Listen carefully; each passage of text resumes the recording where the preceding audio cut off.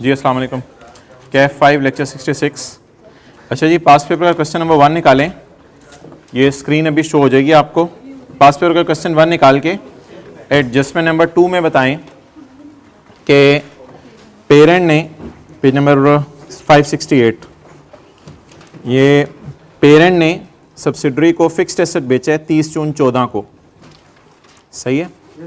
Parent ने subsidiary को 30 जून 14 को फिक्स्ड एसेट बेचा है और हमारा ईयर एंड भी क्या है 30 जून 14।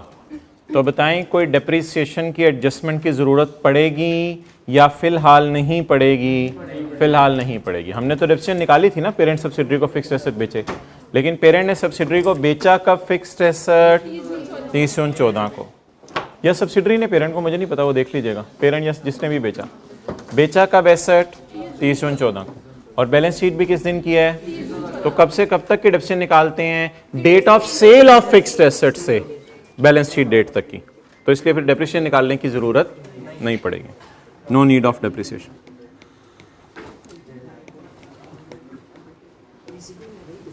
Okay, point number 4, long term loan दिया है पेरेंट ने साल के पहले दिन। चला दें ऊपर कर दें। चला भाई, लॉन्ग टर्म लोन दिया है, क्या चाहते हो बताओ? लॉन्ग टर्म लोन दिया है पेरेंट ने सब्सिडरी को, यार पेज है 568। लॉन्ग टर्म लोन दिया है पेरेंट ने सब्सिडरी को यकम जुलाई को। लोन 5 साल बाद वापस होना है, चुप, और इंटरेस्ट पे होना है 30 जून और 31 दिसंबर को। बताएं जी, 6 महीने बाद इंटरेस्ट पे हो रहा है या साल बाद? एक सवाल आपसे पूछ रहा हूं, क्या इंटरेस्ट रिसीवेबल पेएबल कोई पड़े होंगे या साथ आपको लग रहा है पे हो गए हैं? एक भी नहीं पड़ा होगा, क्योंकि जो 30 जून का इंटरेस्ट है वो 30 जून को पे हो गया है। इसलिए इंटरेस्ट रिसीवेबल और पेएबल नज़र आपस के नहीं आ रहे होंगे। क्लियर? तो सवाल बहुत आसान था, 2 एडजस्टमेंट जरा होती थी जी। तो सवाल बहुत आसान था, इंशाल्लाह हो गया होगा, नहीं हुआ तो आज कर लीजिएगा। अच्छा, पास पेपर का क्वेश्चन 1 समझ जाएं जो भी है। ओके, अच्छा जी,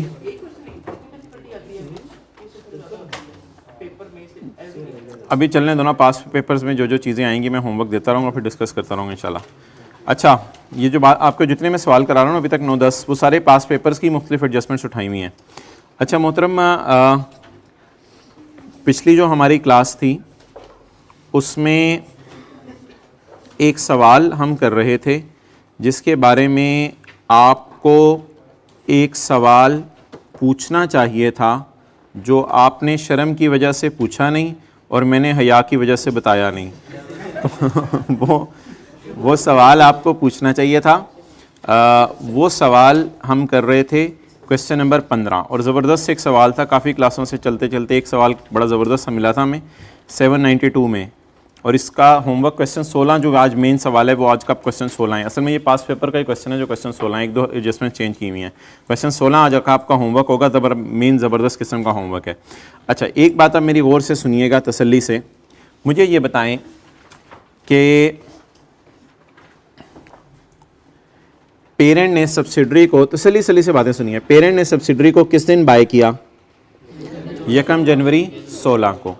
असूली तौर पे इस दिन की रिटेन्ड अर्निंग गिवन होनी चाहिए, लेकिन सवाल में गिवन नहीं थी। इसलिए हमने क्या किया था, हमने मेहनत करके इस दिन की रिटेन्ड अर्निंग निकाल ली थी, प्री रिटेन्ड अर्निंग निकालनी थी। इतनी सी बात समझ आ गई? रिटेन्ड अर्निंग आमतौर पे ना इसमें 2 ही चीज़ें होती हैं, क्लोजिंग और ओपनिंग होती है, और दरमियान में प्रॉफिट होता है और डिविडेंड्स होते हैं। बस ये सादा सी, फाइनल अकाउंट में काफ़ी रिवीजन हो जाएगी। तो सवाल में प्री रिटेन्ड अर्निंग मिसिंग थी, डिविडेंड वगैरह प्रॉफिट वगैरह डाल के हमने ओपनिंग रिटेन्ड अर्निंग निकाल ली। ये बात एक अपनी जगह थी कि प्री रिटेन्ड अर्निंग मिसिंग थी। एक चीज़ आपको जो पूछनी चाहिए थी, जो आपने शर्मा के पूछी नहीं, कि सर पिछली क्लास के अंदर तो हम डिविडेंड किसी और एंगल से पढ़ रहे थे और पिछली क्लास में तो हमने जो डिविडेंड की तफसील पढ़ी थी वो तो बिल्कुल किसी और एंगल से पढ़ी थी। हमने तो डिविडेंड के 5 सिनेरियोज पढ़े थे। तो सर आपने बताया ही नहीं कि वो 5 सिनेरियोज में से ये कौन सा सिनेरियो बन रहा है। हम तो उस एंगल से शायद चीजों को सोच रहे थे कि 5 सिनेरियोज में से कोई ये सिनेरियो होगा डिविडेंड वाला जिसको कंसोलिडेशन पर्पस के लिए टेकअप करना होगा और आपस के शायद कोई रिसीवेबल पेएबल हो डिविडेंड के, उनको टेकअप करना होगा।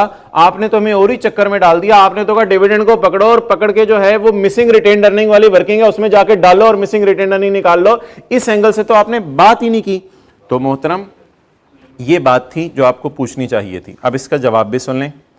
असल में डिविडेंड जो हमने सवाल किया था ना पिछली क्लास में, उसमें डिविडेंड को मैंने यूज़ किया था, बिल्कुल मैं मानता हूं। मैंने किस पर्पस के लिए यूज़ किया था? ओपनिंग रिटेन अर्निंग मिसिंग थी, इसलिए मैंने उसको यूज़ कर लिया था। ठीक है, तो जब भी ओपनिंग रिटेन अर्निंग मिसिंग हो, प्रॉफिट और डिविडेंड को तो यूज करना जरूरी है। अच्छा, शक्ल ऐसे बना के ना देखा करें क्या बातें हो रही हैं। इंट्रो की क्लास याद है? इंट्रो की क्लास ओपनिंग कैपिटल होता था, प्रॉफिट होता था, ड्राइंग होती थी और क्लोजिंग होता था। तो ओपनिंग और क्लोजिंग के दरमियान प्रॉफिट और ड्राइंग होती थी। तो किसी भी चीज में ओपनिंग बैलेंस मिसिंग हो तो क्लोजिंग डालें और प्रॉफिट और डिविडेंड डालें, ओपनिंग पे पहुंच जाएं। तो वो तो ओपनिंग पे पहुंचने के लिए हमेशा डिविडेंड यूज करना है हमने, वो तो जरूरी था डिविडेंड यूज करना ताकि ओपनिंग मिसिंग फिगर निकाली। और उस मिसिंग फिगर को मैं ये नहीं कहूंगा कि सवाल के अंदर कोई मसला था, सवाल में एक चीज मिसिंग थी, वो डिविडेंड की इंफॉर्मेशन मैंने यूज करके वो निकाल ली थी। तो वो काम तो अपनी जगह करने हैं। लेकिन अब पिछली क्लास वाले सवाल को मैं इस एंगल से पढ़ने लगा हूं कि इस सवाल जैसी कौन सी एडजस्टमेंट थी, ये देखना बिल्कुल जरूरी हुआ करेगा। आज के बाद हर सवाल में आपने देखना है अगर डिविडेंड आ गया तो मेरे 5 सिनेरियोज में से कौन सा सिनेरियो बन रहा है। मोहतरम, 5वां सिनेरियो आपको याद है, पेड वाला पढ़ा था पिछली से पिछली क्लास में, और पेड वाले सिनेरियो में कुछ नहीं करना था, ये बात याद है? उस वक्त आप पे वो 5 सिनेरियो चढ़े हुए थे, उस वक्त आपको समझ आ रही थी चीजों की। अभी शायद आपको याद कराया जा रहा है तो आपके जहन से थोड़ा थोड़ा शायद निकला हो कि पेड वाले सिनेरियो जैसे जहन में होगा, पेड वाले सिनेरियो में इग्नोर करना था। और वजह क्या बताई थी? शायद आपको फिगर्स भी याद हो 50 और 30 की, कि पेरेंट ने अपना 30 में कैश डेबिट कर लिया है और सब्सिडरी ने 50 देते हुए कैश क्रेडिट कर लिया है। तो ना कोई रिसीवेबल पड़ा हुआ है ना कोई, तो nothing needs to be cancelled. अच्छा, अब जरा इस सवाल को आपने जरूर कंसोलिडेशन के एंगल से पढ़ना था। ये जो मैंने मिसिंग फिगर निकाली है ना, ये कंसोलिडेशन एडजस्टमेंट नहीं है। पता है कंसोलिडेशन एडजस्टमेंट्स क्या होती हैं? कंसोलिडेशन एडजस्टमेंट होती हैं आपस की ट्रांजैक्शंस को कैंसिल करना, ये होती हैं कंसोलिडेशन एडजस्टमेंट्स। ये तो कंसोलिडेशन एडजस्टमेंट नहीं है, ये तो सवाल के अंदर ओपनिंग रिटेन अर्निंग मिसिंग थी, वो मैंने नॉर्मल तरीके से निकाल ली। अब मेरा सवाल है आपसे, डिविडेंड को अब हम देखते हैं। मोहतरम, डिविडेंड के साथ उसने अल्लाह भला करे पेड लिखा हुआ है, तो बता दें कौन सा वाला सिनेरियो है? 5th सिनेरियो है। क्वेश्चन 12 जैसा 5th सिनेरियो है, इसलिए कंसोलिडेशन एडजस्टमेंट करने की जरूरत। जितना भी डिविडेंड बनता है सब्सिडरी ने उसको क्या कर दिया होगा? पे। अगर 50 बनता था पे, और पेरेंट ने उसको रिसीव कर लिया होगा। तो इसलिए आपस के रिसीवेबल पेएबल एग्जिस्ट नहीं करते, इसलिए ये 5वां सिनेरियो था। इस एंगल से भी सोचना था, ये अब आज आपको मैं बताने लगा हूं। क्वेश्चन 12 का 5th सिनेरियो था ये, जिसको ई का नाम हमने उधर दिया था। सो नो एडजस्टमेंट रिक्वायर्ड, कोई एडजस्टमेंट रिक्वायर्ड नहीं होगी।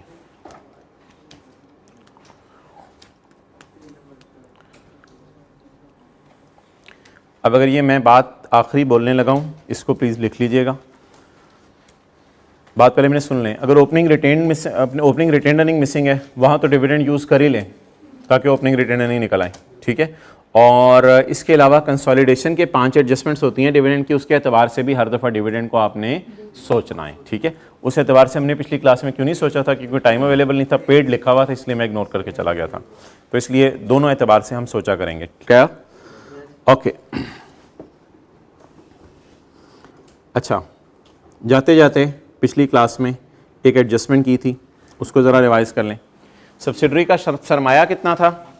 700 मिलियन, इस एडजस्टमेंट को ज़रा पकड़ें दोबारा। सब्सिडरी का सरमाया कितना था? 700 मिलियन। एक शेयर कितने रुपए का है? 10। तो सब्सिडरी के total share 70 million. 70 million parent जज्बाती होकर ख़रीद नहीं लेता। पेरेंट 70 मिलियन में से अच्छे खासे ख़रीद लेता है। 70 मिलियन में से उसने 70% ख़रीदे, तो कितने मिलियन शेयर ख़रीदे? 49 मिलियन। तो 49 मिलियन जब उसने शेयर ख़रीदे, 49 मिलियन शेयर बला होते हैं 49 मिलियन शेयर यूफोन के ख़रीद लेना। इसके लिए आपको 20 मिलियन रुपए देने पड़े और पेरेंट ने कहा 2 शेयर मैं अपने दे देता हूं, सब्सिडरी तुम मुझे 5 भेजो, मेरी तरफ से 2 आ जाएंगे, यानी 49 डिवाइडेड बाय 5 मल्टीप्लाइड बाय 2। तो आप बता दें कितने शेयर्स हमें अपने प्रिंट मशीन से प्रिंट करके देने पड़े? 19.6। और इसको ध्यान रखना है, मल्टीप्लाई करना है पेरेंट के शेयर की फेयर वैल्यू से। ओके चलें जी, आज तो मैंने आपको था नहीं चेंज नहीं होती वो एक दफ़ा जब रिकॉर्ड हो जाती है ना उसके बाद आपने चेंज नहीं करनी। पेज 798 पे है जी। 20 मिलियन के अलावा थोड़े से पैसे ले लो, थोड़े से शेयर ले लो, थोड़ी सी जान ले लो मेरी। Question 20 page 798। अब और नहीं पैसे होंगे तो अगले को यही कहेंगे ना मेरी जान ले ले।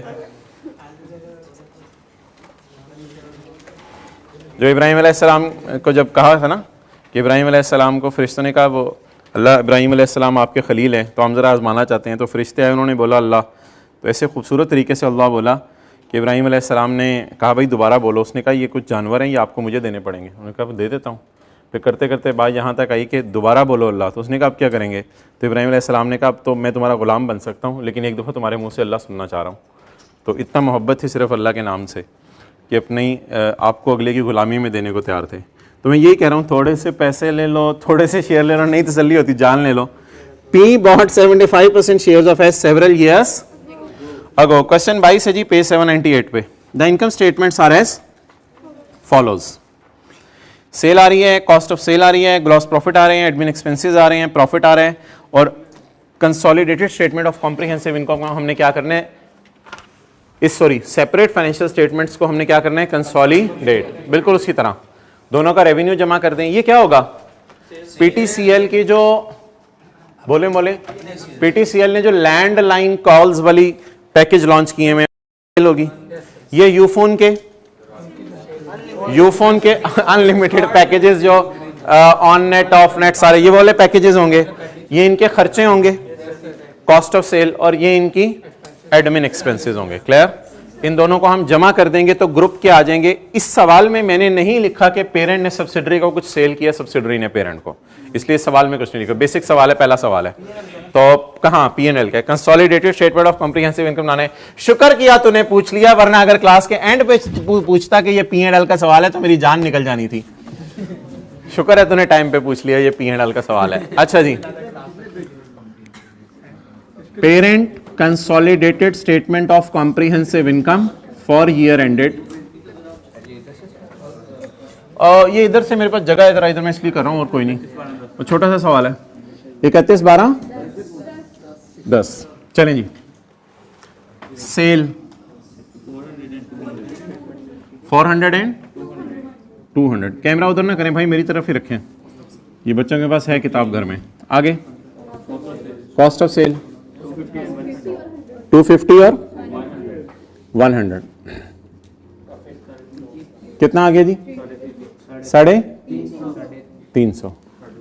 ग्रॉस प्रॉफिट ना ना ना ना ना मोहतरम, नहीं, जमा करके नहीं बताना। 150 जमा 100 नहीं आपने बताना।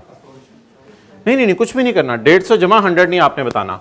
आपने 600 माइनस 350 बताना है, क्योंकि ना कोई एडजस्टमेंट्स भी तो हो सकती हैं सेल और कॉस्ट ऑफ सेल में। तो जीपी को जिस तरह इंट्रो की क्लास में बैलेंसिंग निकालते थे उसी तरह, तो जीपी के साथ ना ये नहीं लिखना 150 प्लस 100, वो फिर सही नहीं होगा। तो जीपी उसी तरह निकालें जैसे निकालते थे। तो जीपी में और नेट प्रॉफिट में ये जमा करने की जरूरत नहीं है, ऊपर से ही निकाल लें। 600 माइनस 350 250 लेस एडमिन एक्सपेंसेस। जी बोलें। 20 प्लस 15 कितना हो गया? 35। ओके, प्रॉफिट आफ्टर टैक्स भी आप जमा नहीं करने आपने, प्रॉफिट आफ्टर टैक्स जो है वो आपने खुद निकालने हैं थ्रू कैलकुलेटर। जी प्रॉफिट 215। तो ये थोड़ा सा अभी मैंने बनाया है consolidated statement of comprehensive income को।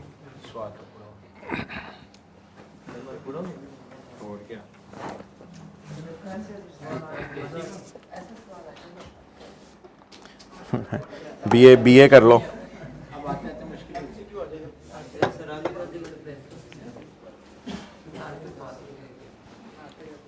उधर ही रखें।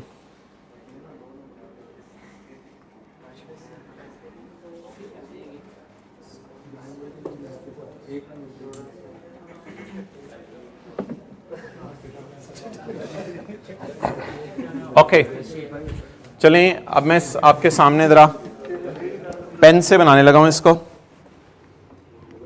दोबारा। हमने किस तरह की है जी? 400 जमा 600, कॉस्ट ऑफ सेल 250 जमा 100 कितना? 300। क्या जवाब आ गया? 250। ये जीपी मैंने 600 माइनस 350 करके लिखा है। माइनस करें खर्चे 20 plus 15 that comes to 35. The net profit is 200।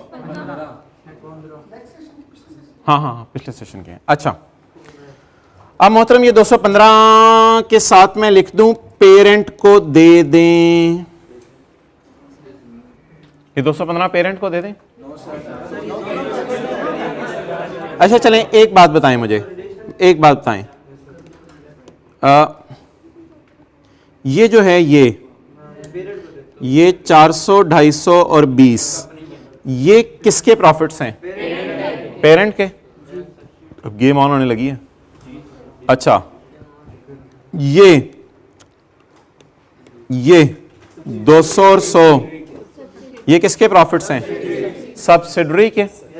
अब आप मुझे बता दें पेरेंट का 215 पर हक है या नहीं?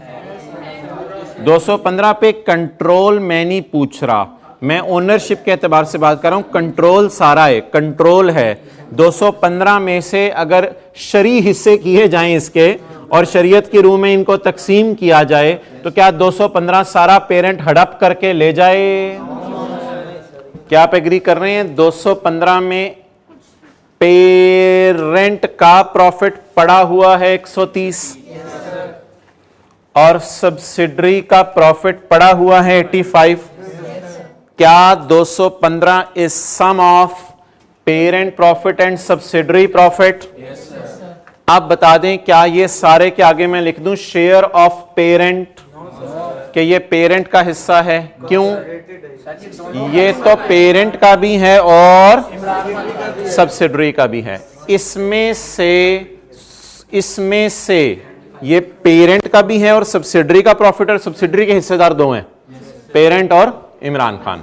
अच्छा अब आप मुझे बता दें इस 215 में से इमरान खान को कुछ दे दें या इस 215 में से इमरान खान को कुछ दे दें या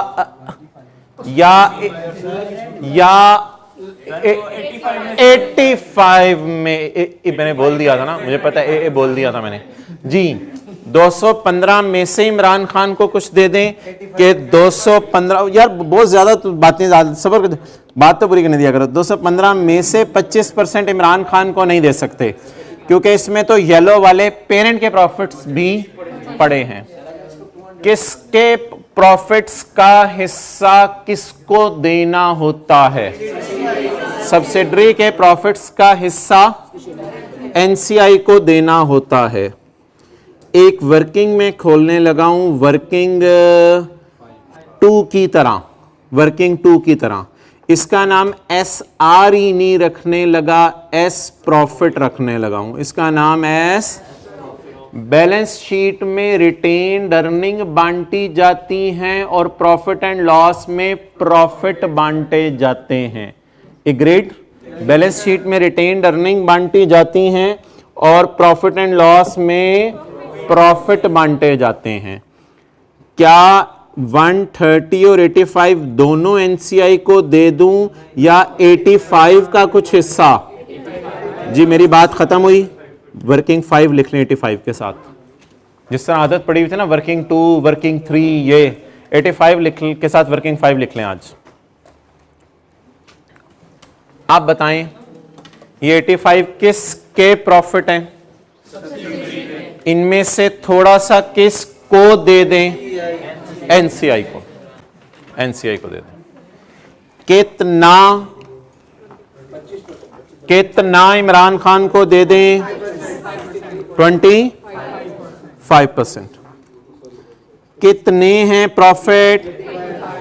ये थोड़ा सा सोचें, ये वर्किंग 2 जैसी कोई चीज है। चलें सोच लिया सर, वर्किंग 2 जैसी चीज है। पोस्ट वगैरह इधर कोई नहीं आता, बस इसी साल का प्रॉफिट इधर आता है। अच्छा, पोस्ट वगैरह इसमें प्री वगैरह कोई नहीं। थोड़ा सा पेरेंट को दे दें और थोड़ा सा एनसीआई को दे दें। अच्छा जी, आप बताएं इमरान खान की टेंशन लेनी है आपने, इमरान खान की टेंशन लेनी है, पेरेंट की टेंशन लेने की जरूरत नहीं है। वो मैं बताऊंगा क्यों। 85 इंटू कितना? 21.25, 21.25, 21.25 किसको दे दें?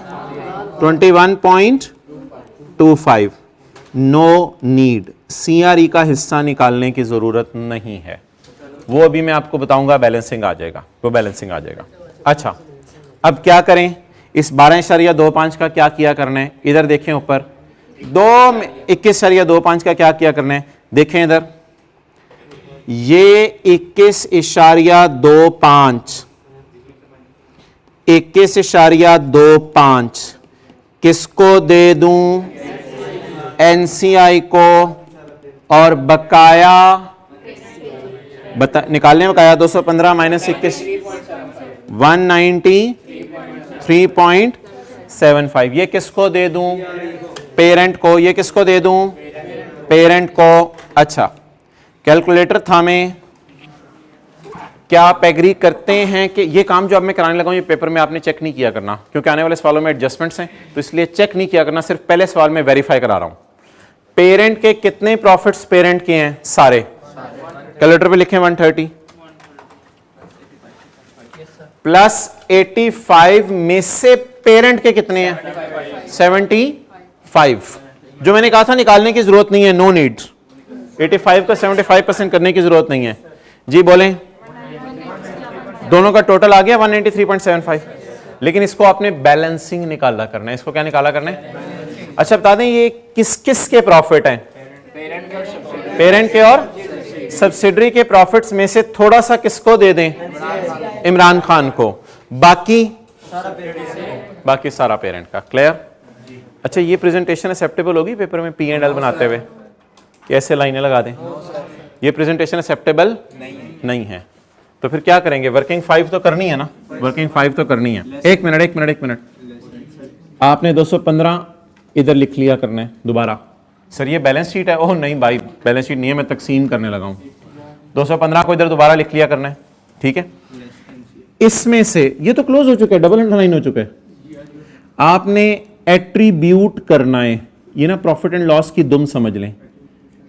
यहां तक तो प्रॉफिट एंड लॉस आपको बनाना आता था ना, ये नीचे वाला हिस्सा समझ लें मैं प्रॉफिट एंड लॉस का बना रहा हूं, लेकिन ये इसकी दुम है, इसके साथ जुड़ी रहनी है, तोड़नी नहीं है। Attributable to parent NCI. NCI को इसका दे दें या 85 का कुछ दे दें? 85 का। वो कितना निकाला है वर्किंग 5 में आपने? 21 बाकी किसको दे दें? पेरेंट को। कितना? 215 माइनस 20। ऐसे तो नहीं बेहतर ना यार जी? कितना? 183.5। चलो नमाज की ब्रेक कर लो। अच्छा जी, working number 5 profit and loss के सवालों का एक इंटीग्रल पार्ट हुआ करेगी। अब अगर पेपर में सवाल आ जाए मोबाइल वाले भाई के कंसोलिडेटेड स्टेटमेंट ऑफ, बाल बाद में फेंकी, पेपर में सवाल आ जाए कि consolidated statement of comprehensive income बनानी है, तो आपने यहाँ से यहाँ तक सारा काम करना है और ये एग्जाम लेवल का सोल्यूशन है, इस पैटर्न पे आपने सॉल्व करना है। एस का प्रॉफिट कितना था?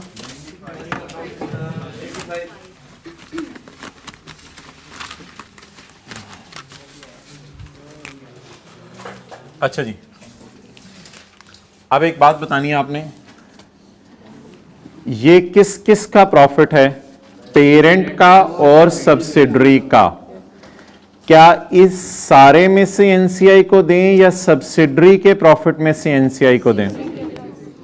सब्सिडरी का प्रॉफिट कितना है?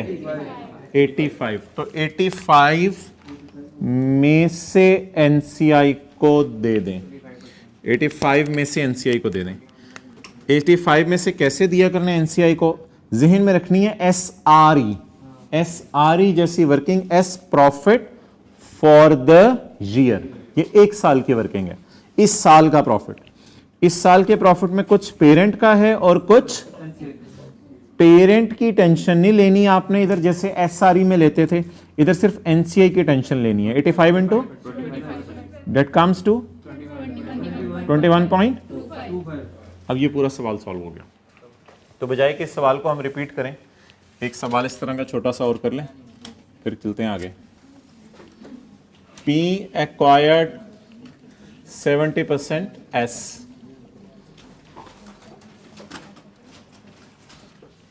उनके P एंड L सेपरेट आपको अवेलेबल है। सेल 200, 100, कॉस्ट ऑफ सेल 70 और 50, प्रॉफिट आ गया 100।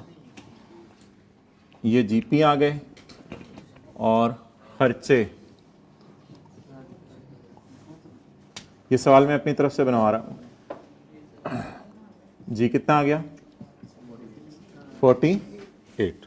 चलें जी, इस सवाल को सॉल्व कर दें, 5 मिनट ले लें आराम से, इस सवाल को सॉल्व कर दें। ये क्वेश्चन प्रैक्टिस के लिए मैंने बनाया, क्वेश्चन में नोट करना पड़ेगा।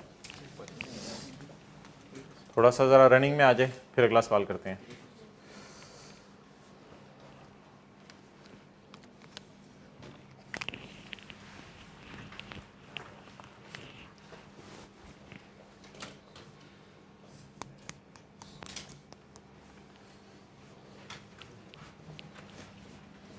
इधर हो जाए,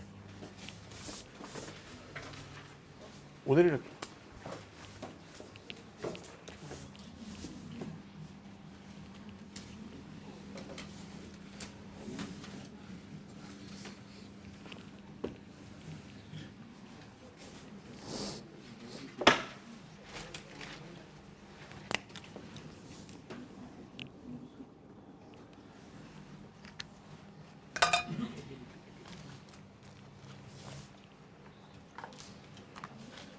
बन गया? जो कोई लेट आए दाएं वाले से ज़रा समझ लिया करे क्या हुआ था। बहरहाल अभी भी देख लें, आसान चीज़ें।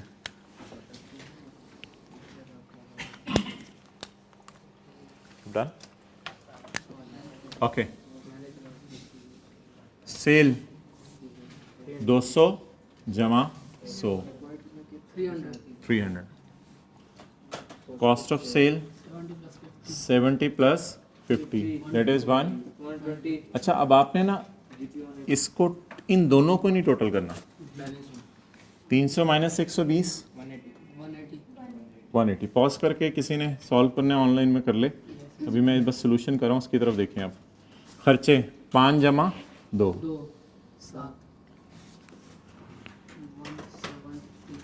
173। ये जी हमारा प्रॉफिट आ गया। यहाँ तक भी ऑब्वियसली हमें मार्क्स मिलेंगे, लेकिन कंसोलिडेशन में तकसीम बड़ी ज़रूरी है, किसी का हक नहीं मारना। तकसीम बड़ी ज़रूरी है कि 173 किसका है।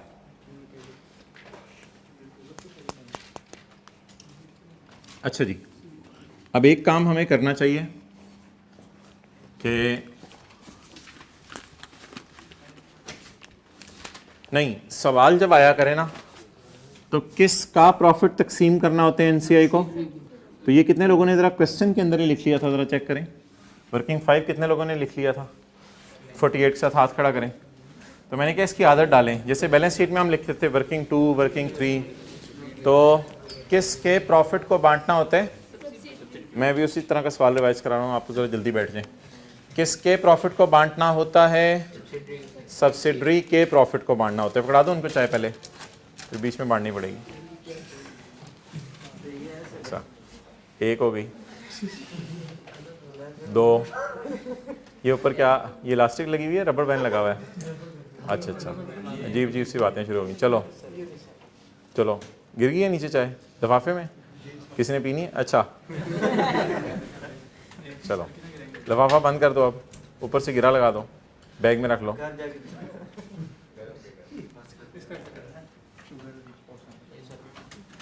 ओके अच्छा जी, आप इधर देखें, कर लो चीनी मिक्स। अच्छा, ये वर्किंग 5 है, ये किसका प्रॉफिट है जी, एस का। ये प्रॉफिट 30% किसको दे दें, आप जाए मुझे तस्वीर खींच के भेज दें, वो जो है फिर कल कर लेंगे, कोई नहीं। हाँ बस है, मिल गए, ज़बरदस्त, बस ठीक है, कल इंशाल्लाह मिलते हैं, कल तैयार हो के आना है। अच्छा, वर्किंग 5 किस, अच्छा ये बैकएंड पे आप बिल्कुल जहन में रख सकते हैं, एस आर ई, एस का इस साल का प्रॉफिट में से कुछ सीआरई को दे दें, इसकी टेंशन आपने नहीं लेनी, आपने सिर्फ एनसीआई को दिया करना है जी। एनसीआई को कितना प्रॉफिट, 48 का 30%, इट कम्स टू 14.4। तो 48 का 30% आप दे दें एनसीआई को, 14.4। अब इस प्रॉफिट को तकसीम करना है, पहले देख लें बेशक, पहले देख लें, 14.4 एनसीआई का है, तो बैलेंसिंग पेरेंट का है, बैलेंस 158.6। ये समझने के लिए आसान तरीका है, ये समझने के लिए आसान तरीका है, लेकिन पेपर पॉइंट ऑफ व्यू से ऑब्वियसली इस तरह प्रेजेंटेशन एक्सेप्टेबल नहीं है। पेपर में क्या करेंगे, पेपर में निकालेंगे जेब से रुमाल, इसको मिटाएंगे और मिटा के एक लाइन लिखा करेंगे, तकसीम कर दो एट्रीब्यूटेबल टू। खुदा के लिए कोई ऐसा फिरका ना पैदा हो जाए जो कहे बैलेंस शीट बनाते हुए भी टैली होनी होती थी और कंसोलिडेशन में ना बेटा प्रॉफिट एंड लॉस भी टैली होता है। खुदा के लिए ऐसा फिरका ना पैदा हो जाए कहीं, ठीक है। तो 173 को तकसीम करना है, इसमें से कुछ आपने पेरेंट को देना है, कुछ आपने इमरान खान को देना है, ये वर्किंग 5 से आया करेगा। एस का प्रॉफिट 14.4 इमरान खान को दे दें, ये फिगर बैलेंसिंग आ जाएगा 158.6। डन, ओके जी। चलें, आज की पूरी क्लास में जितनी भी रहेगी, अभी तो अच्छी खासी पड़ी, आज की पूरी क्लास में सिर्फ हम एक एडजस्टमेंट कर लेते हैं, sale of stock by parent to subsidiary और sale of stock by subsidiary to parent in the questions of profit and loss.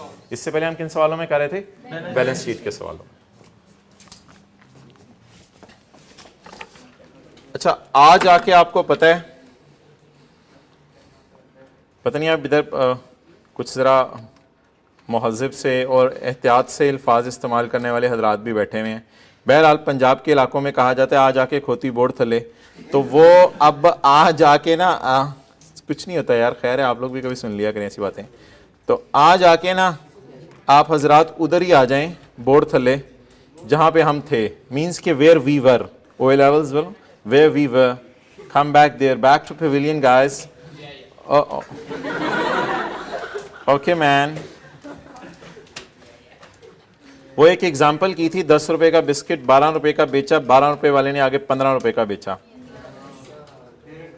तो उसके लिए मैं कह रहा हूं आ जाके पेज नंबर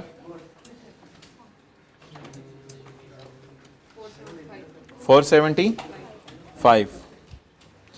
चलें जी, इसी सवाल को हम बेस बनाएंगे, लेकिन आज consolidated statement of comprehensive income के एतबार से पढ़ेंगे। पेज नंबर, ये टाइम नहीं मिलेगा मुझे लगता है, कोई नहीं, पियो, एक दो घूंट पी लूंगा। अच्छा, ओहो सॉरी, मैं ये ला रहा था। हंस लें, जोर जोर से हंसें, अकेले में जाके यकसुई में हंसें। हंसने के दो तरीके हैं, एक बंदों वाला, एक बंदरों वाला। ओके जी,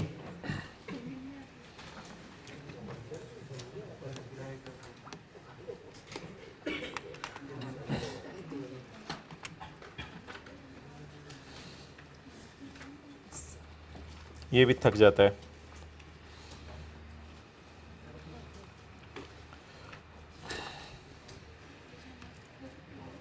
अच्छा जी, किसी को याद है सोल्ड वाली फिगर से खेलते थे, अनसोल्ड वाली फिगर से खेलते थे, या अनसोल्ड के प्रॉफिट से? अनसोल्ड के प्रॉफिट से। प्लीज, ना सोल्ड वाली फिगर से खेलते थे, ना अनसोल्ड वाली फिगर से खेलते थे, बल्कि अनसोल्ड के प्रॉफिट से खेलते थे। क्लियर? अच्छा, इधर जो है वो स्टोरी बिट डिफरेंट है। इधर स्टोरी जो है वो बड़ी आसान सी, ज़्यादा आसान है बल्कि उसकी बनिस्बत, इसलिए ये आपने ज़रा गौर से समझनी है। Illustration 1, page number 475। Illustration 1, illustration 1 में बताइए जी क्या हुआ है। Subsidiary purchase goods costing ₹10 and sold to parent for ₹12।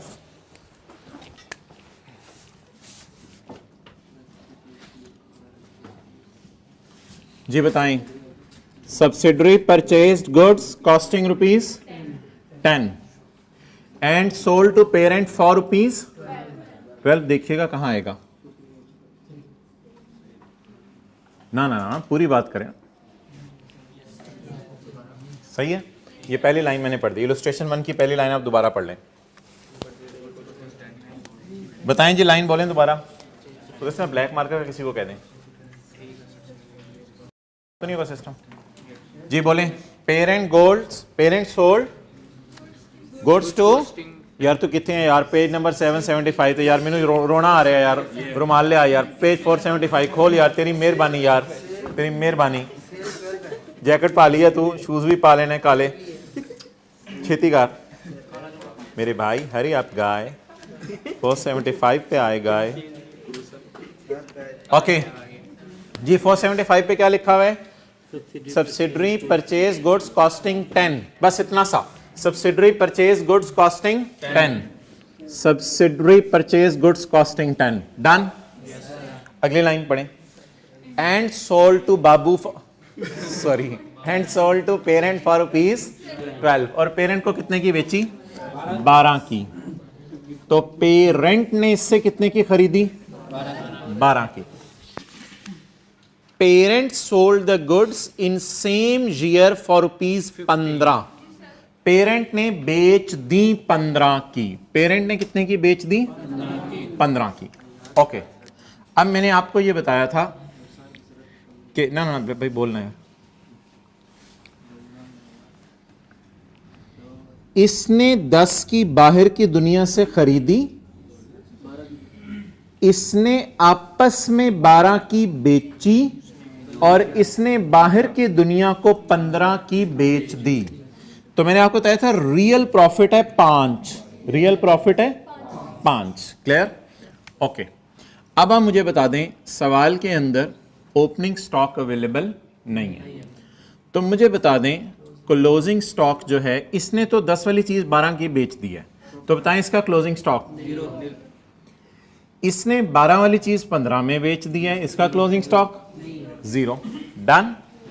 तो ये इनके प्रॉफिट एंड लॉस मेरे आपके सामने है, और मैंने आपको बताया था 12 माइनस 10, 2 का खर्चा इसने बुक कर लिया था, और 15 माइनस 12, 3 का खर्चा इसने बुक कर लिया था। 2 का खर्चा इसने, तो प्रॉफिट 2 का प्रॉफिट इसने, 3 का प्रॉफिट इसने, 2 जमा 3 5 का प्रॉफिट रियलाइज हो गया। ओके, अब अब मैं प्रॉफिट एंड लॉस बनाने के लिए आपसे सवाल पूछने लगा हूं चंद।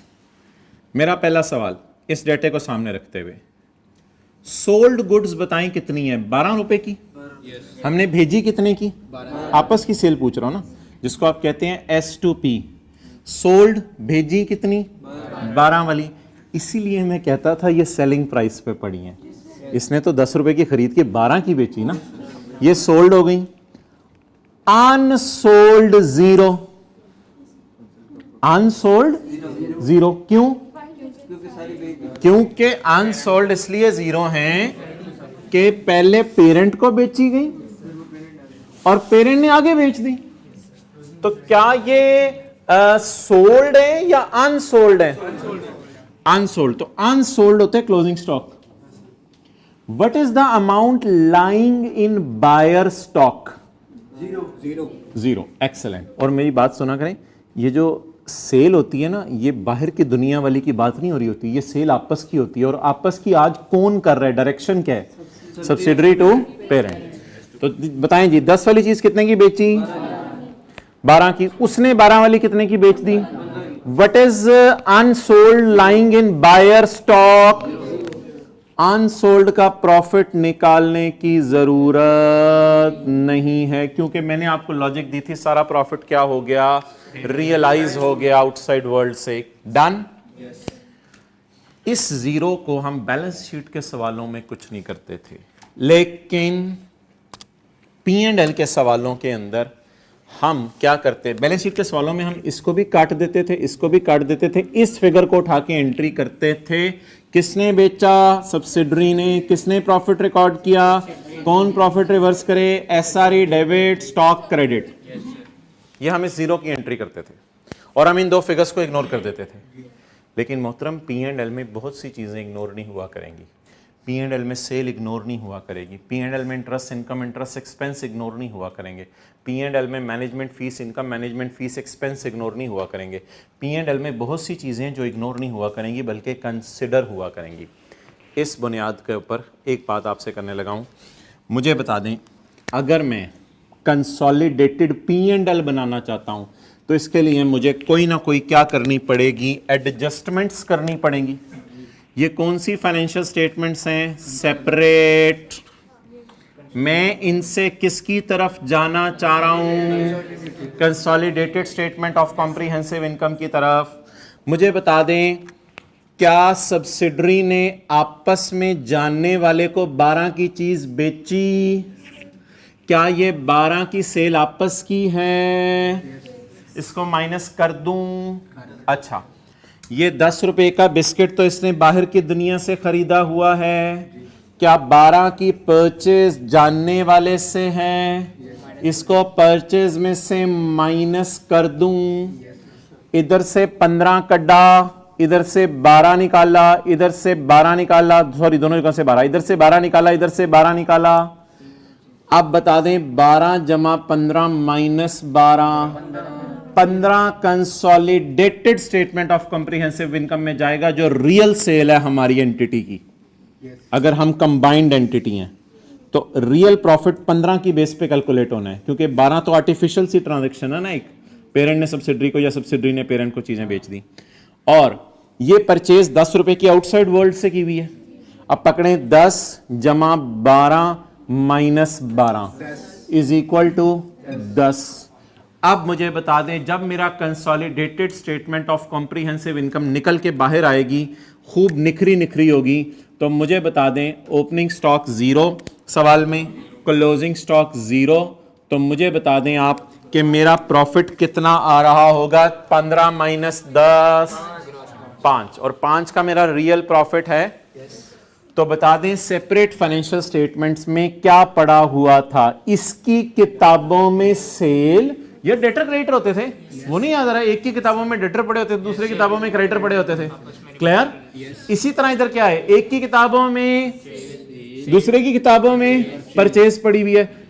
इस 12 को, ये वाला 12 बाहर निकाल दें और ये 12 सामने रखते हुए ये वाला 12 बाहर निकाल दें। अब बता दें, 15 माइनस 10, रियल प्रॉफिट कितना आ गया?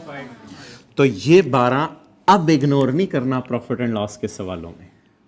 इस 12 के साथ क्या सलूक किया करने, वो अब आप तारीखी जुमला लिख लें। इस 12 के साथ क्या क्या किया करने, डिडक्ट कर दिया करना है। क्या कर दिया करना है, ये 12 कहां से डिडक्ट किया करना है, deduct from sale, double double करना है, deduct from sale and cost of sale. हाँ, आप तो परचेज बोल रहे हो, असल में आने वाले दिनों में मेरे मोहतरम एक मसला ये होगा कि परचेज मुझे अवेलेबल नहीं होगी, सिर्फ कॉस्ट ऑफ सेल अवेलेबल हुआ करेगी, तो इसलिए मेरी भी कुछ मजबूरियां, वो मैं आपको सारी बता नहीं सकता। तो आने वाले दिनों के अंदर परचेज अवेलेबल नहीं होगी, बल्कि सम अप करके क्या अवेलेबल होगी, कॉस्ट ऑफ सेल अवेलेबल होगी। तो deduct this 12 from sale and cost of sale. तो ये जी एक्शन रिक्वायर्ड हुआ करेगा हमारा, क्या, डिडक्ट 12, उधर इग्नोर करते थे बैलेंस शीट के सवालों में, इधर इग्नोर नहीं करना, डिडक्ट 12 फ्रॉम बोले sale and cost of sale. और यार देखें, इसकी लॉजिक याद रहेगी, 12 ये तो आपस के है ना, इसने बेचा तो इसकी सेल में पड़ा होगा, इसने खरीदा तो इसकी परचेज में पड़ा होगा, और परचेज कहां पड़ी होती है, कॉस्ट ऑफ सेल में। तो सेल में से बाहर निकाल दें 12 और परचेज में से बाहर निकाल दें 12। वो 12 जिसे आप इग्नोर करते थे बैलेंस शीट के सवालों में, प्रॉफिट एंड लॉस के सवालों में उसे गले लगाया करेंगे और पकड़ के इधर छोड़ दिया करेंगे। क्लियर? चलें जी, ये नोट कर लें। ये इसके ऊपर आपने हेडिंग क्या देनी है, illustration 1 in consolidated statement of comprehensive income. Illustration 1 की डिस्कशन हम करने लगे हैं in consolidated statement of comprehensive income.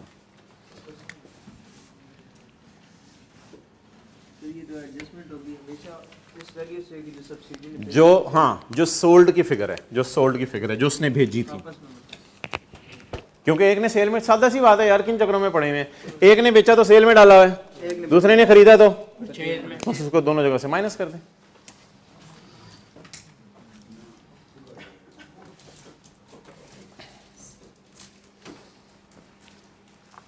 अगली एडजस्टमेंट मजे की है, जिसमें आगे अनसोल्ड पड़ा होगा।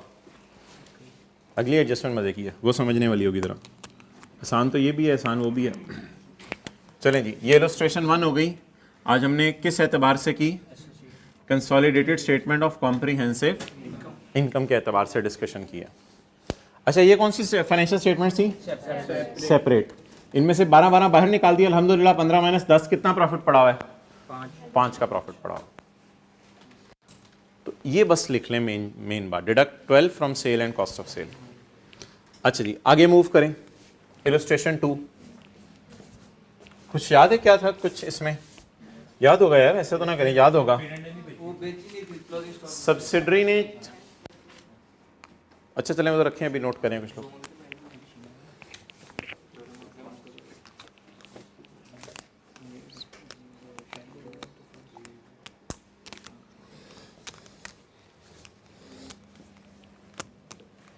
और पेज नंबर कौन से किताब का, इलस्ट्रेशन 1 का 475, इधर ले आओ।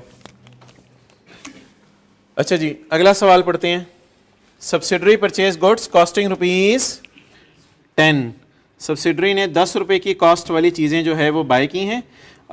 ये 10 रुपए की पेरेंट से बाय की हैं या बाहर की दुनिया से, बाहर की दुनिया से बाय की हैं। और पेरेंट को कितने की बेच दी हैं, 12 की। अब जरा ऐसे गले से पकड़ के बताएं आपस की सेल कितनी है, 12, and sold to parent for 12, sold to parent for 12, आपस की सेल है।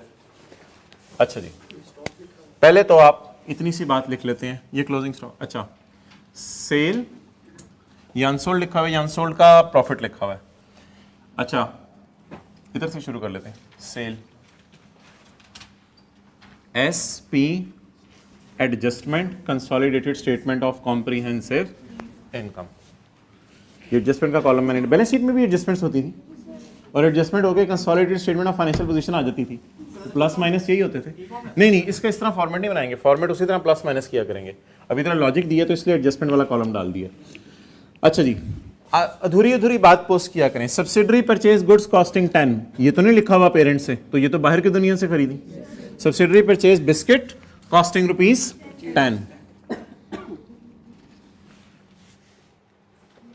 डन, आगे चलें। And sold to parent for 12, आगे ना पढ़ें। And sold to parent for 12, parent को 12 का बेचा। ये दोनों काम इकट्ठे करें।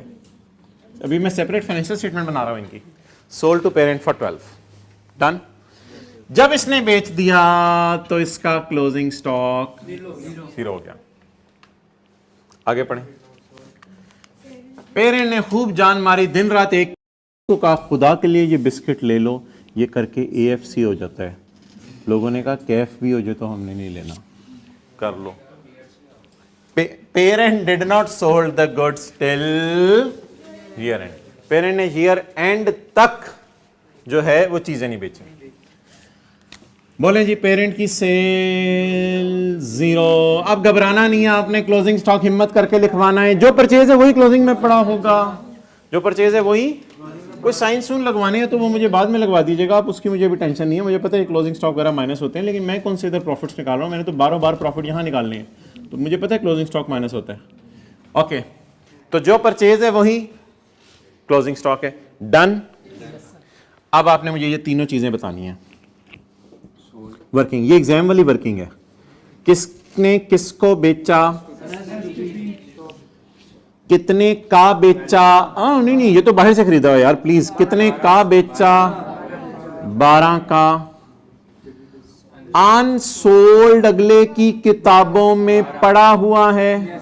इसका एक लफ्ज सुने, still included in buyer stock, because P is buyer. कई दफा उंगली का इशारा बंदे के कॉन्सेप्ट को कहीं से कहीं ले जाता है। एक मिनट देखें, still included in buyer stock, अभी तक बायर के स्टॉक पे पड़ा है। कितना, 12। अच्छा यार, इसमें वैसे ना प्रॉफिट परसेंटेजेस वगैरह नहीं दी हुई। क्या कोई इधर बंदा बैठा हुआ अनसोल्ड का प्रॉफिट ज़बानी बता सकते हैं? ऐसे ही ज़रा पूछ रहा हूँ, प्रॉफिट की परसेंटेज नहीं दी हुई। क्या कोई इधर बैठा हुआ आपस का प्रॉफिट बता सकते हैं? आपस का प्रॉफिट। आगे तो बेच नहीं सका ये बेचारा, इलस्ट्रेशन 2 में आप आगे तो बेच नहीं सका, तो 10 का खरीदा खुद और जानने वाले को 12 को बेचेगा। ओ मैंने कमा लिया। शोर ने चपेड़ मारी, शोर ने कहा तूने क्या कमाल किया है, तू जो है वो सूट खरीद के लाई है बाहर से, और तू जो है जे डॉट से खरीद के लाई सूट 10,000 का, और मुझे कह रही है बेच के 12,000 का, मैंने 2,000 कमा लिया। Are you mad? बीवी ने कहा oh I forgot that we are one. But तो ये ऐसी आ रही है तो शायद। अच्छा, तो अनसोल्ड का प्रॉफिट बोलें, आपस का प्रॉफिट बोलें कितना कमाया है। इधर तो प्रॉफिट आएगा कि नहीं है यार, इधर तो नहीं प्रॉफिट आएगा भाई, तफसील में क्यों जा रहे हैं। इसकी किताबों में तो प्रॉफिट आना ही नहीं, क्योंकि ये अभी तक बेच ही नहीं सका। प्रॉफिट तो किसकी किताबों में आएगा, बेचने वाले की किताबों में। तो बेचने वालों की 12 माइनस 10, अनसोल्ड का प्रॉफिट 2। अब आपने क्या करना है, अब आपने एक काम तो वही करना है। देखें ना, 12 और 12 माइनस करेंगे तो दाल गलेगी, ऐसे तो नहीं दाल गलेगी। 12 इधर वाला 12 भी माइनस करना पड़ेगा, ये वाला 12 भी माइनस करना पड़ेगा। तो 12 के साथ तो पक्का काम कर लें, हमेशा ही क्या किया करना है, ये वाला जो इग्नोर करते थे बैलेंस शीट के सवालों में, deduct 12 from sale and cost of sale, minus 12। और माने ना माने ग्रुप सेल कर ही नहीं सका, माने ना माने ग्रुप तो सेल कर ही नहीं सका अभी तो पेरेंट के इन्वेंट्री में पड़ी हुई है। पेरेंट के गोदाम में जाके देखा, ओ बीवी, शोहर तुझे मैंने कपड़े बेचे थे। शोहर ने कहा अलमारी से पहने। बीवी ने कहा चंगा शो। अच्छा हद होगी यार, बात को बढ़ाया ना करो। अच्छा जी, 10 जमा 12, इसमें कोई आपस की परचेज ढूंढे यार। ये 12 आपस की परचेज है, 10 तो बाहर की दुनिया से खरीदे थे इसने।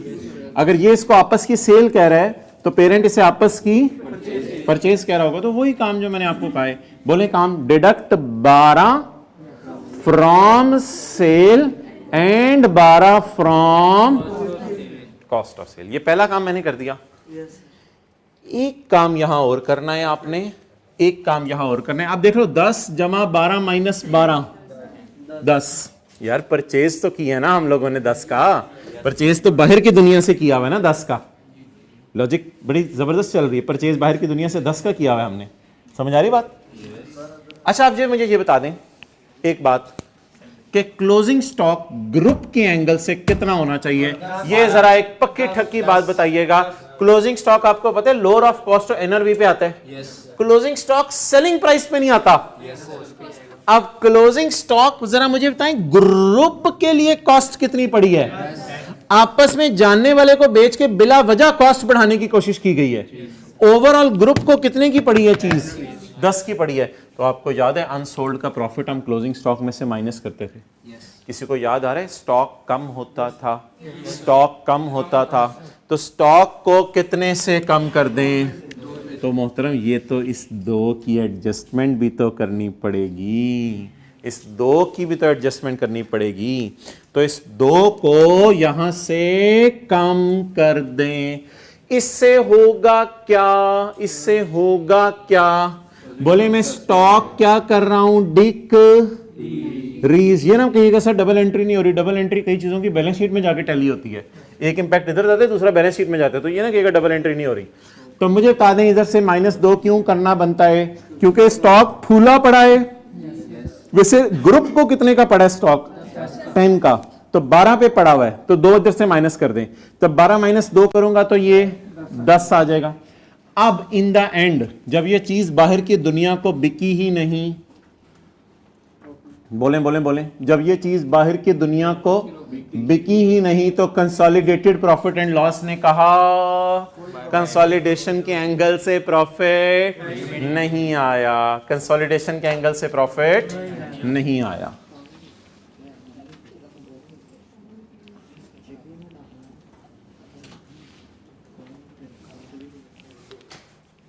ये एडजस्टमेंट का कॉलम है, नोट कर लें। इलस्ट्रेशन 2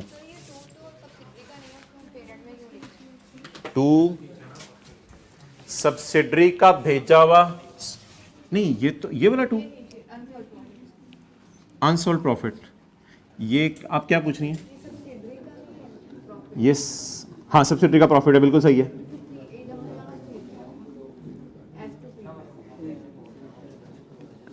S2P का मतलब है सब्सिडरी ने भेजा, ये लाइंग इन पेरेंट स्टॉक है 12। इसका ये तो हम डायरेक्शन सिर्फ लिखते होते हैं, इसका मतलब ये तो नहीं, ये पेरेंट के स्टॉक में पड़ा हुआ है और पेरेंट के स्टॉक में जो चीज पड़ी हुई है वो 2 रुपए से महंगी पड़ी हुई है। इसका मतलब ये तो नहीं होता कि ये सारी चीजें इसकी बैलेंस शीट या इसके प्रॉफिट एंड लॉस में है। इसका मकसद सिर्फ ये होता है हम डायरेक्शन जानना चाह रहे होते हैं। ये स्टॉक तो पेरेंट की बैलेंस शीट में पड़ा हुआ है, यहां से भी देख लें, ये पेरेंट का स्टॉक है। ओके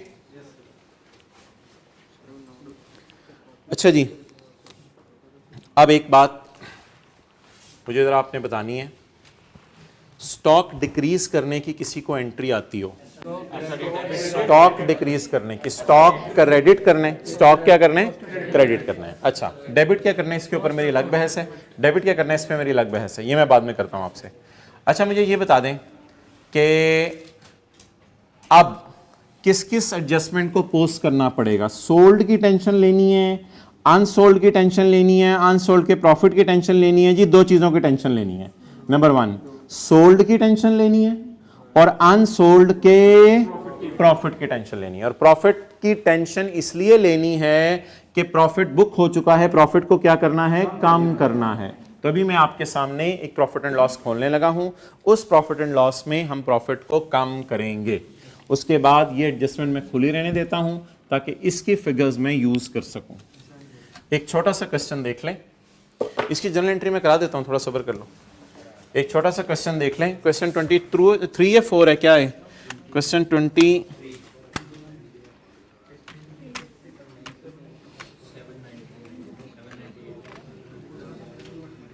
क्वेश्चन 24 है,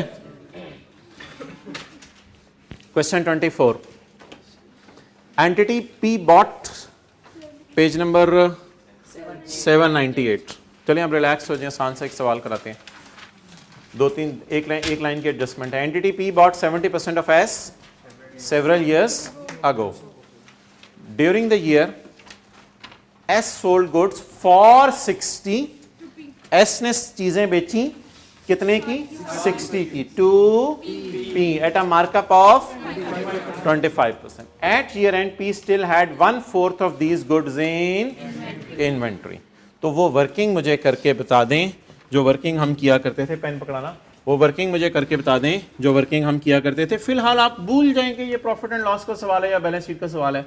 मुझे मशहूर ज़माना पुरानी वाली वर्किंग तो ज़रा कर दें, सोल्ड अनसोल्ड वाली वर्किंग।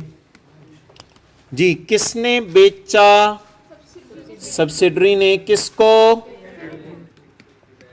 पेरेंट को, सोल्ड बोलें, भेजा कितना 60, अगला बंदा कितना नहीं बेच सका 1/4 is still in his inventory.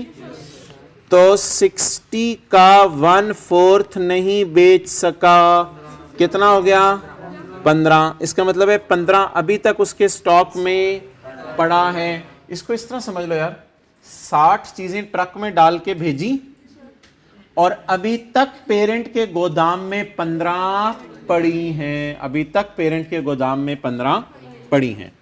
आपको याद है हम प्रॉफिट किस पे निकालते थे? सिर्फ अनसोल्ड के प्रॉफिट। अच्छा अब बता दें आप 15 डिवाइडेड बाय, आप आए हुए हो माशाल्लाह, अच्छा हो गया, ये रिवीजन हो जाएगी। Cost plus profit is equal to markup है 100 plus 25 is equal to 125। Clear?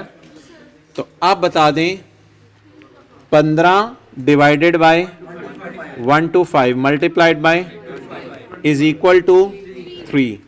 मोहतरम सिर्फ आपने सोल्ड से खेला करना है, बैलेंस शीट के सवालों में नहीं खेलते थे, और अनसोल्ड के प्रॉफिट से खेला करना है। जब एक दफ़ा लॉजिक बता दी जाए ना और उसके बाद मैं कहूँ इसको छोड़ दें, तो बेशक आप उसको छोड़ दिया करें और जो स्टेप्स मैं बताऊँ उनके ऊपर आ जाया करें। अच्छा अब ना मुझे आपकी थोड़ी अटेंशन चाहिए, सिर्फ लास्ट आप समझ लें 1-2 मिनट्स आपके चाहिए। इस 60 के साथ मुझे बताएं मैं इंग्लिश में क्या लिखूं? डिडक्ट, हिम्मत करके लिखवाना है, डिडक्ट 60 फ्रॉम सेल एंड, बस ये आपके लिए काफ़ी है पेपर के लिए। Deduct 60 from sale and, logic paper में इतनी कुछ चीज़ों की याद नहीं रहती, जिनकी याद रखनी होगी मैं खुद बताता रहूँगा। Deduct 60 from sale and, sir इसकी हल्की सी लॉजिक बता दें, याद रह जाए। हाँ ठीक है, सुन लो, एस ने चीज़ें बेची 60 रुपए की, तो एस ने सेल में डाली होंगी, पी ने परचेज में डाली होंगी, एक की सेल से निकाल दो, दूसरे की कॉस्ट ऑफ, ये छोटी सी लॉजिक। अच्छा अगले 15 की टेंशन नहीं है, 15 के अंदर पड़े हुए प्रॉफिट की टेंशन है, 15 के अंदर पड़े हुए प्रॉफिट की टेंशन है। किसने बेचा? एस ने। किसने प्रॉफिट रिकॉर्ड किया? एस ने। कौन प्रॉफिट रिवर्स करे? एस। प्रॉफिट रिवर्स करने की जरा P&L के एंगल से एंट्री बता दें। Gross profit debit stock credit, अजीब सा, gross profit debit stock credit, profit reverse करने की। और किन्ने बेचा? एस ने। सबर यार, अभी एंट्री नोट नहीं करनी। किसने बेचा? एस ने। किसने प्रॉफिट बुक किया? एस ने। किसने अपना प्रॉफिट बढ़ाया? एस ने। किसके जीपी में ये प्रॉफिट पड़ा होगा? एस के। तो ग्रॉस प्रॉफिट डेबिट स्टॉक, ये जो अकाउंटेंट्स है ना, इन्होंने ग्रॉस प्रॉफिट में जो भी चीज़ जाती है ना उसको जीपी में डालना ख़त्म कर दिया हुआ है। सारी अकाउंटिंग में ग्रॉस प्रॉफिट में जो भी चीज़ जाती है उसको जीपी में डालना ख़त्म कर दिया हुआ है। अकाउंटेंट्स की ये राय है, यार इनको ना कॉस्ट ऑफ सेल में डाल दिया करो। हमने कहा वो कैसे? कहते हैं हम बताते हैं। कहते हैं हम बताते हैं। कहते हैं आपने स्टॉक कम करना है ना? हमने कहा हाँ। कहते हैं मुझे बताओ एनआरवी लॉस में क्या कम होता था? हमने कहा स्टॉक कम होता था। तो कहते हैं उधर आप लोग एंट्री करते थे stock credit cost of sale debit. अब अगर आपको FR1 की एंट्रीज भूली नहीं है तो कोई मसला नहीं यार, खैर है, याद कर लें। तो एनआरवी लॉस रिकॉर्ड होता था, तो एनआरवी लॉस कभी भी जीपी के नीचे नहीं जाता था। एनआरवी लॉस कैसे रिकॉर्ड होता था? कॉस्ट ऑफ सेल का खर्चा बढ़ा के। एनआरवी लॉस कैसे रिकॉर्ड होता था? कॉस्ट ऑफ सेल का खर्चा बढ़ा के। अब मैं FR1 की रिवीजन की साइड पे नहीं जाना चाह रहा, वरना बात जो है वो बहुत आगे निकल जाती है। अगर आपको यकीन नहीं आ रहा तो आपको मैं छोटी सी एक पिक्चर दिखा देता हूं। एक बिजनेसमैन है, उसकी सेल है 10 रुपये, ओपनिंग स्टॉक है 0, परचेजेज है 7 और क्लोजिंग स्टॉक है इसका 2 रुपये का। किसी ने आके इसको बताया कि मोहतरम तुम्हारी कॉस्ट ऑफ सेल है 5, तुम्हारी कॉस्ट ऑफ सेल है, देख यार इधर, तुम्हारी कॉस्ट ऑफ सेल है 5। अब जब अकाउंटेंट कोई काम का बंदा आया, उसने कहा यार खुदा का खौफ कर, ये क्या किया है? स्टॉक तेरा कॉस्ट पे पड़ा हुआ है, वो तो जल के खराब हो गया, वो उसको एनआरवी पे लेके आ, उसकी तो प्राइस इतनी नहीं लगेगी अब। तो आपने सोचा मैं स्टॉक को एनआरवी पे ले आऊं। आपने कहा 10 रुपये तो सेल है मेरी इस साल की, वो तो कोई नॉर्मल सेल हुई होंगी, 7 रुपये की मैंने चीज़ें खरीदी थी और 2 रुपये वाला स्टॉक है, ये गिर के बेचारा ना 0.5 का रह गया। जल जुल के 0.5 का रह गया, स्टॉक कम करना पड़ेगा। अब जरा देखिएगा स्टॉक कम करने का इंपैक्ट कॉस्ट ऑफ सेल पे। क्या आपको ये एनआरवी की एडजस्टमेंट फील हो रही है? 2 वाली स्टॉक को उठा के 0.5 पे ला रहा हूं, क्या आपको ये एनआरवी की एडजस्टमेंट महसूस हो रही है? कितने का स्टॉक खरीदा था? 2 रुपए का पड़ा हुआ था, 2 रुपए के पड़ी हुई बोतल किसी ने बताया कि इतनी गिर गई है कि 0.5 की गैस घुस निकल गई है। अगर किसी ने वैसे ठंड लेने के लिए पीनी हो तो वो ले लेगा, तो 0.5 फिर भी आपको दे जाएगी। अब मुझे बता दें 1.5 का एनआरवी लॉस नजर आ रहा है आपको? जरा कॉस्ट ऑफ सेल निकालें 6.5। क्या मैं कह सकता हूं एनआरवी लॉस जो रिकॉर्ड होता है वो कॉस्ट ऑफ सेल को बढ़ा के रिकॉर्ड होता है? तो ये बड़ी लंबी चौड़ी बात थी, FR1 में होती थी। एनआरवी लॉस की एंट्री क्या? खर्चे बढ़ा दो और स्टॉक।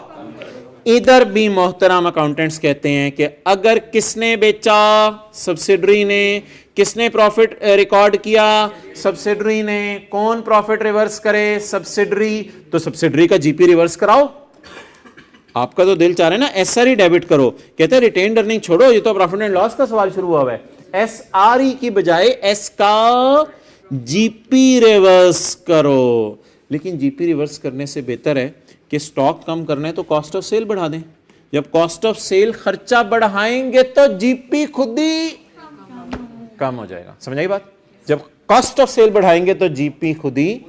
तो how we will convert the entry in balance sheet जो हम करते आ रहे थे SRE debit in the profit and loss questions today by doing this cost of sale debit stock.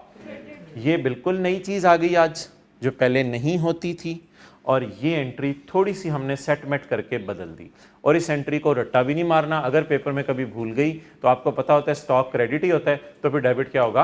Cost of sale. इससे पहले क्या डेबिट हो रहा था? इससे दिल चाह रहा था जीपी डेबिट करते, इससे पहले डेबिट करते थे एसआरई। अब इन दोनों चीजों को छोड़ के क्या डेबिट कर दिया? ये लिखना चाहते हैं आप लिख सकते हैं।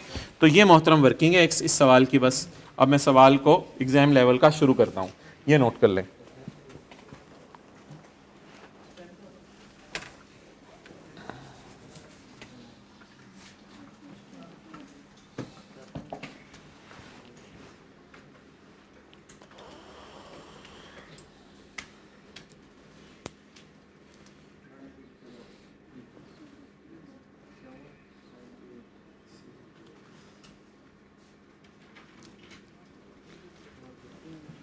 अब भाई जो आप लास्ट में बैठे हुए हैं, आपस का प्रॉफिट जीपी उल्टा के रिवर्स कर दें या खर्चे बढ़ा के रिवर्स कर दें?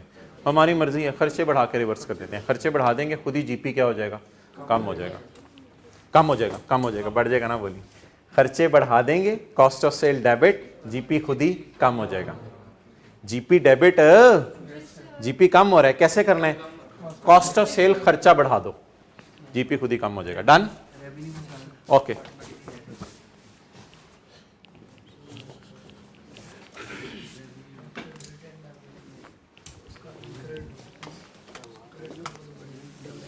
अच्छा जी, आप भाई इधर देखें, सवाल को शुरू करें।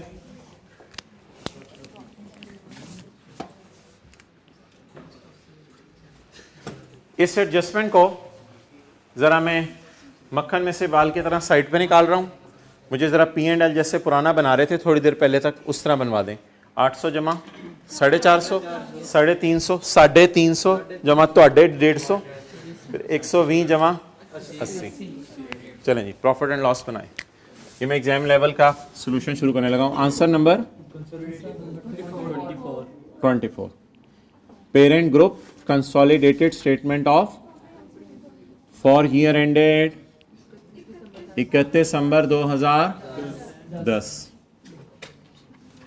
जी पकड़ें भाई, सबसे पहले सेल बोलें 800 एंड खुदा के लिए कोई एडजस्टमेंट पोस्ट ना करवाइएगा मुझे।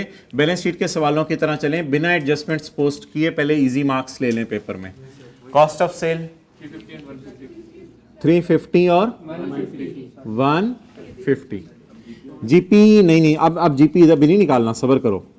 इसमें से माइनस क्या करें? खर्चे कितने? 400 जमा 120 प्लस 80 लाया, ये क्या आ जाएगा? प्रॉफिट। लेकिन अभी ना हमने प्रॉफिट नहीं निकालना, हमने तो एडजस्टमेंट्स करनी है, हमने तो एडजस्टमेंट्स करनी है। ओके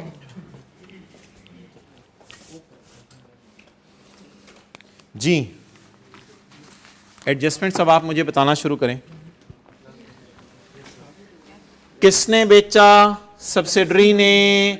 कितने का बेचा? 60 का। सब्सिडरी की सेल में पड़ा होगा और पेरेंट की परचेज में पड़ा होगा। 60 को माइनस कर दें सेल से भी और कॉस्ट ऑफ सेल से भी। जैसे ये 12 और 12 माइनस किया था यार, जैसे ये 12 और 12 माइनस किया था, ठीक है। तो अब क्या करें? पहली एडजस्टमेंट पोस्ट होने लगी है ब्लू मार्कर से। पी एंड एल के सवालों में अभी तक मैंने कोई एडजस्टमेंट नहीं की थी, पहली एडजस्टमेंट पोस्ट होने लगी है। -60 -60। ये एडजस्टमेंट हम पोस्ट नहीं किया करते थे। किन सवालों में? बैलेंस शीट के सवालों में। लेकिन प्रॉफिट लॉस के सवालों में तो सेल भी हमें गिवन है, इसलिए ये भी एडजस्टमेंट पोस्ट करेंगे। अच्छा, इसके बाद आप बता दें आपस का प्रॉफिट किसने रिकॉर्ड कर लिया? सब्सिडरी ने। अगर मैं कहूं आपस का प्रॉफिट सब्सिडरी ने रिकॉर्ड कर लिया तो जीपी को मैंने क्या छेड़ा ना करें। आपस का प्रॉफिट उल्टाना है। उल्टाने के कई तरीके हो सकते हैं। एक 2 नंबर सा तरीका, जीपी को माइनस कर दें, वो रहने दें। जीपी को माइनस करने के बजाय खर्चे बढ़ा दें तो प्रॉफिट खुद ही कम हो जाएगा। बोलें जी, खर्चा डेबिट, बैलेंस शीट में जाके स्टॉक क्रेडिट। बैलेंस शीट मुझे दी नहीं हुई, बैलेंस शीट मुझे दी नहीं हुई, दी होती तो मैं डबल एंट्री पोस्ट कर पाता। खर्चा डेबिट 3 रुपए से और स्टॉक क्रेडिट। इस खर्चे को बढ़ाने का मकसद क्या है? जीपी को कम करना। ये आखिरी एडजस्टमेंट देखें, खर्चा डेबिट। अब बहुत से बच्चे परेशान हो जाते हैं, सर पकड़ लेते हैं, कहते हैं सर लॉजिक आप कुछ और देते हैं, माइनस माइनस माइनस, और जब फेस पे आता है तो माइनस माइनस प्लस करने लग जाते हैं। ये क्या हो रहा है? और यार जब ज्यादा साइनों के चक्कर में ना पड़ो, असल में इधर भी तो माइनस साइन लगता है ना, तो वो ओपनिंग प्लस परचेज माइनस होता है, तो ये माइनस और माइनस एक्चुअली एक दूसरे को ना करके प्लस कर देते हैं। तो अब हर चीज की बीच में जाने की जरूरत तो नहीं, मैं जिस तरह समझा रहा हूं उस तरह समझ लो। मैं चाह रहा हूं कि जीपी कम कराने, तो आप कह रहे हैं खर्चे बढ़ा दें, बस खर्चे बढ़ा दें। अब जिन लोगों को ज्यादा तकलीफ हो रही, मुंह से निकल जाता है, जिन लोगों को ज्यादा तकलीफ हो रही है कि सेल और, अच्छा देखें ना यार प्लीज, इससे कंपेयर जरूर करें। सेल और परचेज में से 12-12 माइनस निकालने, लॉजिकली देखें हमने, तो सेल और परचेज में से 60-60 बाहर निकाल दिया। उसके बाद क्लोजिंग स्टॉक में से 2 निकाल लें, तो वो माइनस और माइनस एक तरह का क्या बन जाता है? प्लस। तो शायद इस वजह से ये प्लस है। लेकिन मैंने तो यहाँ के एक और तरीका आसान सा सिखा दिया है, इधर उधर सोचने की बजाय। जीपी उड़ाने, जीपी कम करने, जीपी कम करने के लिए बस ये एडजस्टमेंट है। और ये एडजस्टमेंट जब भी P&L का सवाल आता है तकरीबन आई के अपने हर दफ़ा डाली होती है। तो ये 3 लाइनें हैं। ये वर्किंग आपको पता है, ये वर्किंग आपने हमेशा की भी थी। ये वर्किंग की तो बहुत प्रैक्टिस है, वर्किंग की तीनों फिगर्स निकालनी आती हैं। आज P&L में पोस्टिंग इसकी बता दें। 60 रुपए को कितनी जगह माइनस करना है? 2 जगह माइनस करना है। और जिस तरह डेटर क्रेडिटर माइनस करते थे आपस के, उसी तरह 60 रुपए को 2 जगह माइनस कर दें और खर्चे बढ़ा के जीपी को क्या कर दें? कम कर दें। अच्छा जी, अब यहां पे खड़े होके प्रॉफिट मुझे निकलवा दें।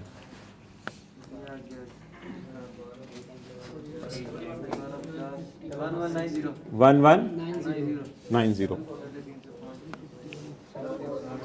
44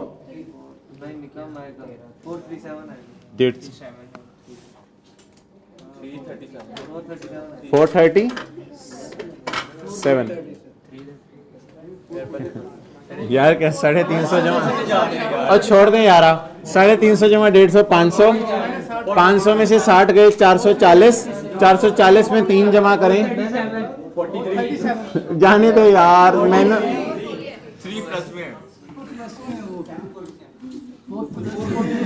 ओ भाईजान ने ना बात मुकाई है ये बोल के, आप लोग उसकी गलती निकाल रहे थे, ये बोल के तूने बात मुकाई है ना। हाँ जी पागला देना, ये 4 फिगर्स नहीं टोटल हो रही। अच्छा जी 547। चलें जी, अब एक लाइन हमने डालनी है, प्रॉफिट एट्रीब्यूटेबल टू। उसके लिए एक चीज़ मैं बहुत खुश हो रहा हूँ, इस वक्त मैं बहुत खुश हूँ इस बात के ऊपर कि आपके साथ वाले ने वर्किंग 5 लिख लिया था सवाल के ऊपर ही। बहुत अखीर बंदा है वो। ऐसे लोग हज़ारों साल नरगिस अपनी बेनूरी पे रोती है और फिर 1000 साल और रोना पड़ता है उसे।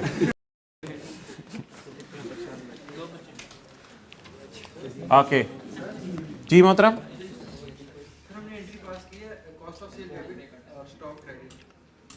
हाँ जी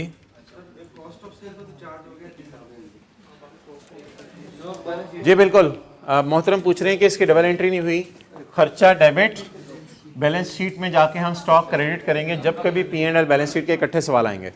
तो खर्चा डेबिट, बैलेंस शीट में जाके स्टॉक क्रेडिट आते हैं, बिल्कुल आते हैं, कल ही आ जाएगा, आप तैयार हो के आना। वर्किंग 5 220 वर्किंग 5 में जाने, तो वर्किंग 5 करवाएं जी।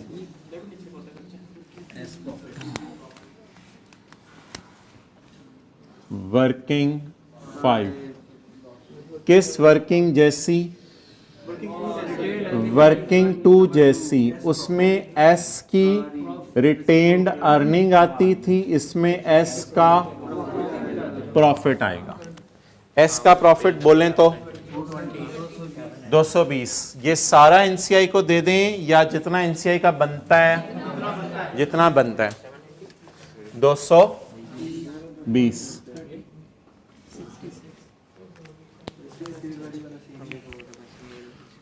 होल्ड ऑन, सबर, कूल डाउन।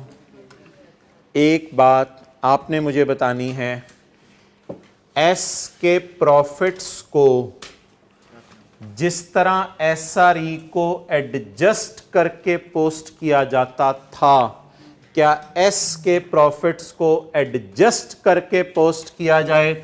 या अगर एस के प्रॉफिट्स के अंदर कोई जीपी शीपी आप उल्टा भी रहे हैं तो खैर है यार, एस के प्रॉफिट से अनएडजस्टेड पकड़ लो, ये अनएडजस्टेड प्रॉफिट पकड़ लो 220 रुपए, इसके जीपी के अंदर आपस का 3 रुपए का प्रॉफिट पड़े, आंखें बंद कर लो। जो है वो कबूतर ने आंखें बंद करके बिल्ली देख के कबूतर खाया जाएगा। कबूतर ने आंखें बंद कर, मैं हुआ कि इसलिए कि तूने नीचे किया हुआ था ये, तो मैं ये कह रहा हूं कबूतर ने आंखें बंद करके बिल्ली देख के, तो आंखें बंद करने से मसला हल हो जाएगा, मसला हल हो जाएगा, कबूतर खाया जाएगा। सिमिलरली मैं ये बात कर रहा था मोहतरम कि ये आपने सेपरेट फाइनेंशियल स्टेटमेंट से प्रॉफिट उठाया, क्या इस प्रॉफिट के अंदर जीपी वगैरह भी पड़े हुए हैं और क्या आपस का जीपी भी पड़ा हुआ है? सही, यहां तक बात समझ आ गई? आखिरी मेरी बात का जवाब दीजिएगा, मैं ये पूछ रहा हूं कि ये वर्किंग 5 वर्किंग 2 जैसी है? जी बिल्कुल, वर्किंग 5 वर्किंग 2 जैसी है। तो क्या मैं अनएडजस्टेड प्रॉफिट्स जो सेपरेट फाइनेंशियल स्टेटमेंट से उठाए हैं उन्हीं को बांट दूं, या वो सारी एडजस्टमेंट्स जो एसआरई में होती थी वो भी यहां हुआ करेंगी? वो सारी एडजस्टमेंट जो एसआरई में होती थी, एक एक एडजस्टमेंट यहां हुआ करेगी। एसआरई के अंदर कौन कौन सी एडजस्टमेंट्स होती थी? जितनी एडजस्टमेंट्स एसआरई के अंदर होती थी 99% एडजस्टमेंट्स यहां हुआ करेंगी। जो 1% नहीं हुआ करेंगी वो मैं बताऊंगा, आप लोग बताऊं नहीं है, मैं बताऊंगा वो एक एडजस्टमेंट कौन सी है जो यहां नहीं हुआ करेगी। एसआरई वाली सारी adjustments S profit for the year में होंगी, क्योंकि एस प्रॉफिट मेरा कौन सा है? अनएडजस्टेड है या एडजस्टेड है? अनएडजस्टेड है, यानी मैंने सेपरेट फाइनेंशियल स्टेटमेंट से उठाया ना, और इसमें आपस के प्रॉफिट पड़े हैं। अच्छा, for the sake of discussion if I ask you SRE में क्या एडजस्टमेंट्स होती थी, तो एसआरई में जो एडजस्टमेंट्स होती थी, नहीं मैं बताता हूँ, कोई एक दो मैं सैंपल बेस पे बता देता हूँ, फिलहाल आपको ज़्यादा बताने की ज़रूरत नहीं है। एसआरई के अंदर जो एडजस्टमेंट्स होती थी, असल में हमारी किताब में एक सफ़ा दिया हुआ था, वो मैंने आपसे जो है वो छुपा के रखा हुआ था।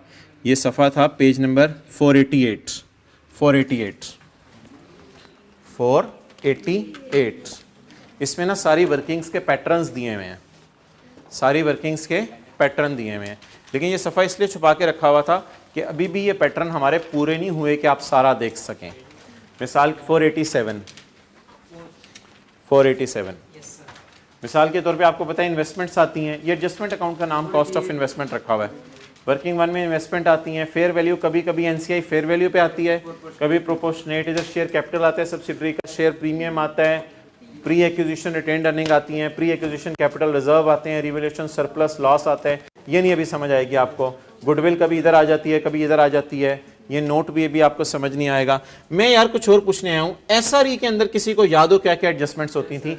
इधर क्लोजिंग आती थी एसआरई, इधर क्लोजिंग एसआरई आती थी, इधर प्री एसआरई आती थी, और आपस का स्टॉक की रिवर्सल आती थी S2P वाली, और गुडविल का इंपेयरमेंट लॉस आता था जब एनसीआई फेयर वैल्यू पे होती थी, और अगर पेरेंट ने नहीं बल्कि सब्सिडरी ने पेरेंट को फिक्स्ड एसेट बेचे हैं तो वो भी आते थे। ठीक है, तीन चीजें मैं आपको बताने लगा हूं, मुझे बताइएगा क्या इन तीन चीजों से अर्निंग कम होती है? अगर सब्सिडरी पेरेंट को स्टॉक बेच चुकी है तो अर्निंग उल्टानी पड़ेगी। क्या सब्सिडरी पेरेंट को फिक्स्ड एसेट बेच चुकी है तो अर्निंग उल्टानी पड़ेगी? क्या इंपेयरमेंट लॉस का खर्चा बुक करते हुए अर्निंग उल्टानी पड़ेगी?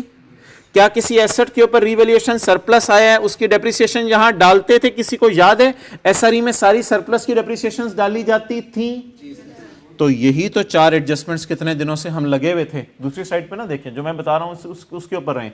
तो मुझे बताएं, जितने हमने आज तक 9 से 10 सवाल किए हैं, उन 10 सवालों में ये चार एडजस्टमेंट्स हमने क्लास में अपने हाथों से पोस्ट की हैं। कौन कौन सी? सब्सिडरी नंबर 1 क्या करती थी? S2P का प्रॉफिट रिवर्स करती थी। सब्सिडरी S2P का फिक्स्ड एसेट वाला प्रॉफिट रिवर्स करती थी। इंपेयरमेंट लॉस बुक होने से भी अर्निंग कम हो जाती है, और सरप्लस पे डेप्रिसिएशन रिकॉर्ड करने से भी अर्निंग कम हो जाती है। ये वाली साइड में आपको कभी दिखा दूंगा, ये इसकी और इसकी ऑपोजिट बात है, वो छोड़ें। यहां तक बात समझ आ गई? डिविडेंड भी कभी कभी आता है, लेकिन डिविडेंड में ना बहुत तफसील है, डिविडेंड में बहुत तफसील है। अच्छा, यहां तक बात खत्म हो गई, ओवर हो गई, क्लोज हो गई। मैं ये कह रहा था यार कि अगर आपने एसआरई में एडजस्टमेंट्स पोस्ट करते थे तो वर्किंग 5 इज मतरई। वर्किंग 5 का भी राइट है ना? क्या राइट है वर्किंग 5 का? बोले इसमें भी एडजस्टमेंट्स की जाए तो बोले ये किसका प्रॉफिट है? एस का। कितना प्रॉफिट है? 220। क्या एस आपस का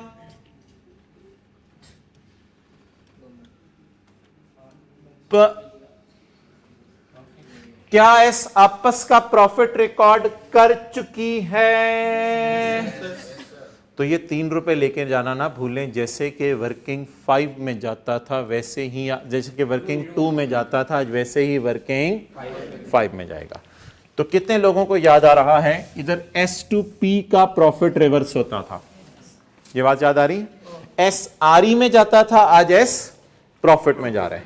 लेकिन खुदा के लिए ये ना समझिएगा कि ये कोई 3 रुपए की डबल एंट्री हो रही है, ऐसी कोई बात नहीं है। ओके, सही है जी। आप बता दें इन द एंड ये अकाउंट क्लोज कहां होता है? तो यार ये 3 रुपए ऐसे क्यों देख रहे हो? वही 3 रुपए जो बैलेंस शीट के सवालों में उल्टाते थे, वही 3 रुपए। ये अकाउंट कहां क्लोज होता है? CRE और, लेकिन इस टॉपिक में हमने एक नया काम शुरू किया हुआ है।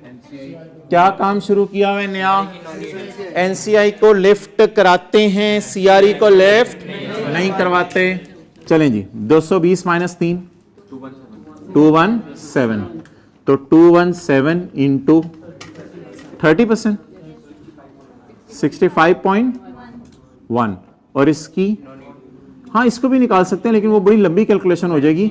वो फिगर्स इसकी बैलेंसिंग आ जाती हैं, इसकी टेंशन नहीं होती इस टॉपिक में, इसकी फिगर्स बैलेंसिंग आ जाती हैं। तो एक बात लिखें, एस प्रॉफिट यानी वर्किंग 5 में वर्किंग 2 वाली चीज़ें आती हैं। वर्किंग 5 में वर्किंग 2 वाली 99% चीज़ें आती हैं। 1% मैं बता दूंगा कौन सी, मैं नहीं बोल रहा। वर्किंग 5 में, वर्किंग 5 के ऊपर ही लिख लो, वर्किंग 5 में वर्किंग 2 वाली चीज़ें आती हैं 99%। 1% कौन सी है वो फिर कभी देखेंगे। ओके, नहीं वो मैं बताऊंगा 65.1। अच्छा जी, आप बता दें मोहतरम क्या करना है? एट्रीब्यूटेबल। एट्रीब्यूटेबल का क्या मतलब होता है उर्दू में? तकसीम करना। एट्रीब्यूटेबल टू एट्रीब्यूटेबल टू, जो जिसका हिस्सा है। 547 को इधर ही लिखें एज इट इज। इसमें से अच्छा खासा पेरेंट को दे दें और थोड़ा बहुता एनसीआई को दे दें। अच्छा, एनसीआई को देने से पहले कोई पोर्शन, कोई एडजस्टमेंट्स वगैरह करनी है या अनएडजस्टेड ही एनसीआई को दे दिया करना है? याद है उधर भी एडजस्टमेंट्स करके सीआरई एनसीआई को देते थे, तो इधर भी एडजस्टमेंट्स करके देना है। चलें जी, 65.1 और पी 480 1.9।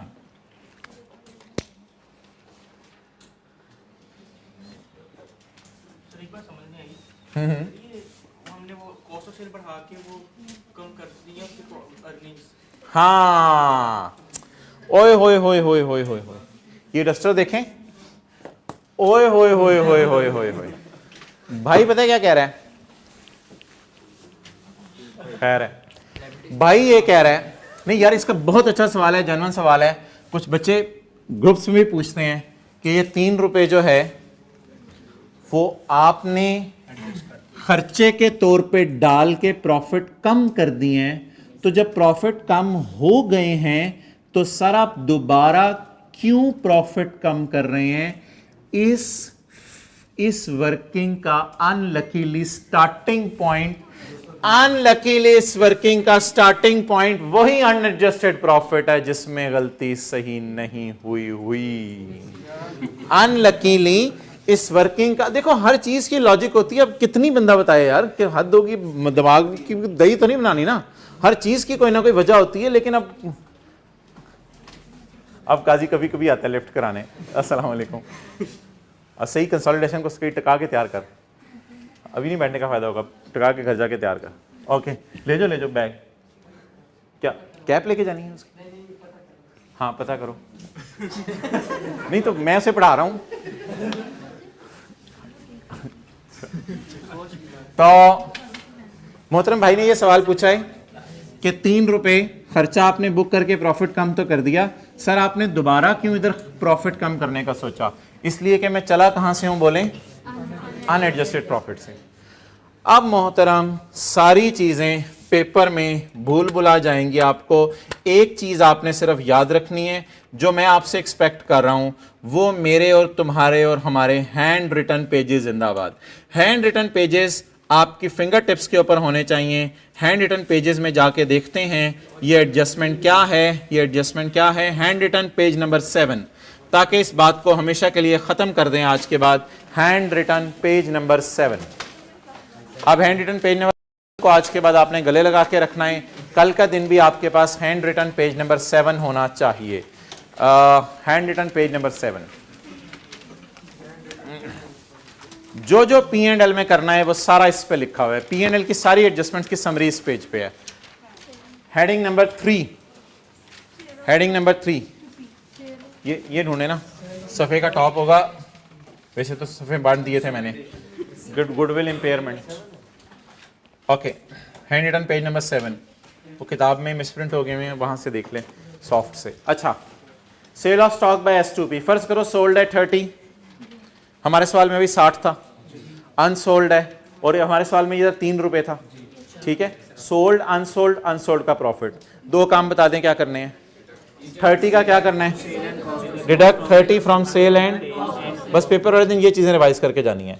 और 4 रुपए का क्या करना है, पास जर्नल एंट्री, क्या कॉस्ट ऑफ सेल डेबिट, और बैलेंस शीट में जाके स्टॉक और हिट वर्किंग। ये मैंने एक हिंट दे दिया आपको, हिट वर्किंग, ये भूल जाते थे बच्चे। हिट वर्किंग 5, वर्किंग 5 को हिट करना नहीं भूलना। क्या वर्किंग 5 को हिट करना है, यही 4 रुपए, यही 4 रुपए आपस का प्रॉफिट उल्टाने।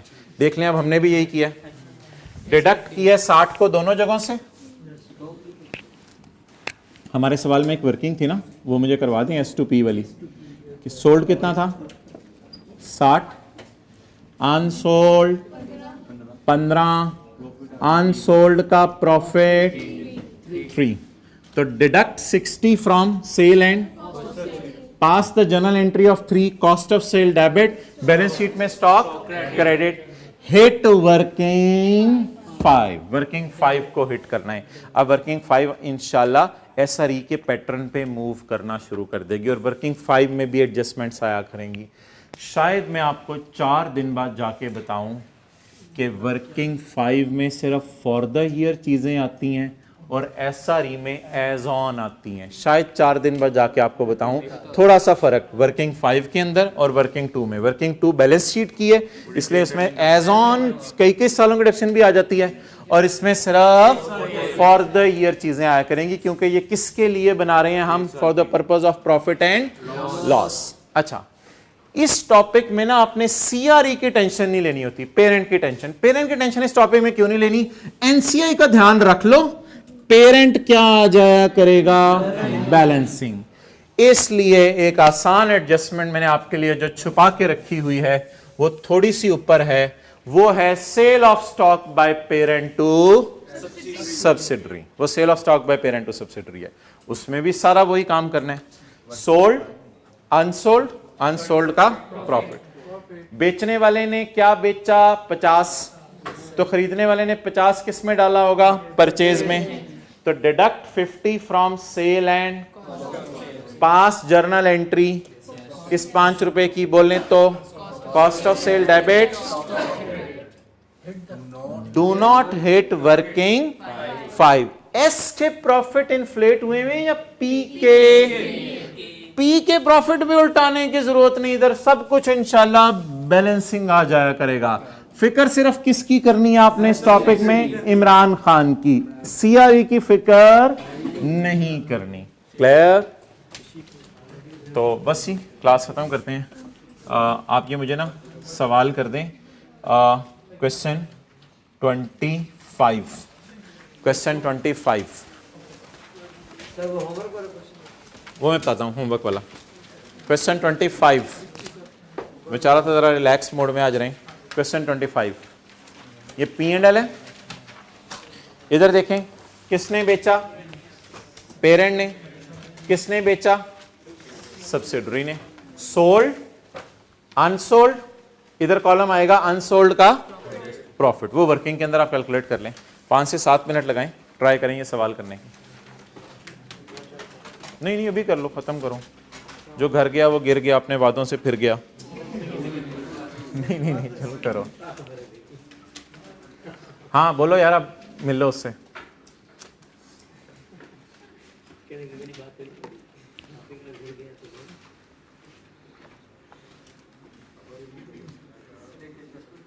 हाँ जी, वही जो होमवर्क में थी, पुत्र और शुत्र वाली पीपी की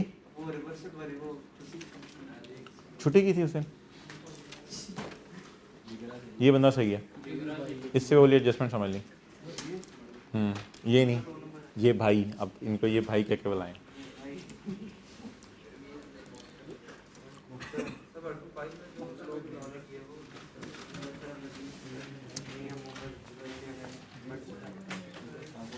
भाई इधर लाओ कैमरा। भाई कह रहे हैं वर्किंग 5 के अंदर जो आपने एंट्री की है वो समझ नहीं आई। मुझे ये बताएं, बैलेंस शीट के सवालों में एसआरई में ये 3 जाता था? याद आ रहा है? नहीं याद आ रहा? होमवर्क करते रहो रोजाना, कॉन्फिडेंस से बताओ जो बात है, करते रहो। तो ये जाता था एसआरई डेबिट स्टॉक क्रेडिट। तो जब उधर रिटेन्ड अर्निंग कम होती थी, इधर प्रॉफिट फॉर द ईयर भी कम कर दो। किसने बेचा? एस ने। किसने 3 का प्रॉफिट बुक किया? एस ने। किसने बेचा? किसने 3 का प्रॉफिट बुक किया? एस के प्रॉफिट्स को 3 से कम कर दो। 100% बैलेंस शीट एसआरई वाली वर्किंग आपको लग रही होगी।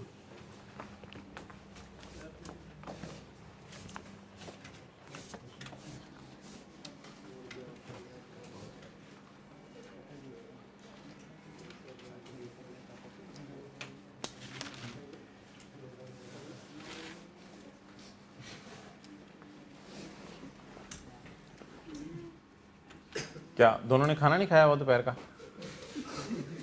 पेट पे हाथ रख के कह रहे हैं उसने नहीं खाया हुआ।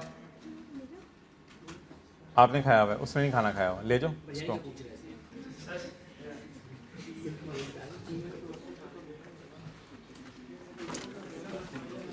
किशमिश खाओगे? किशमिश।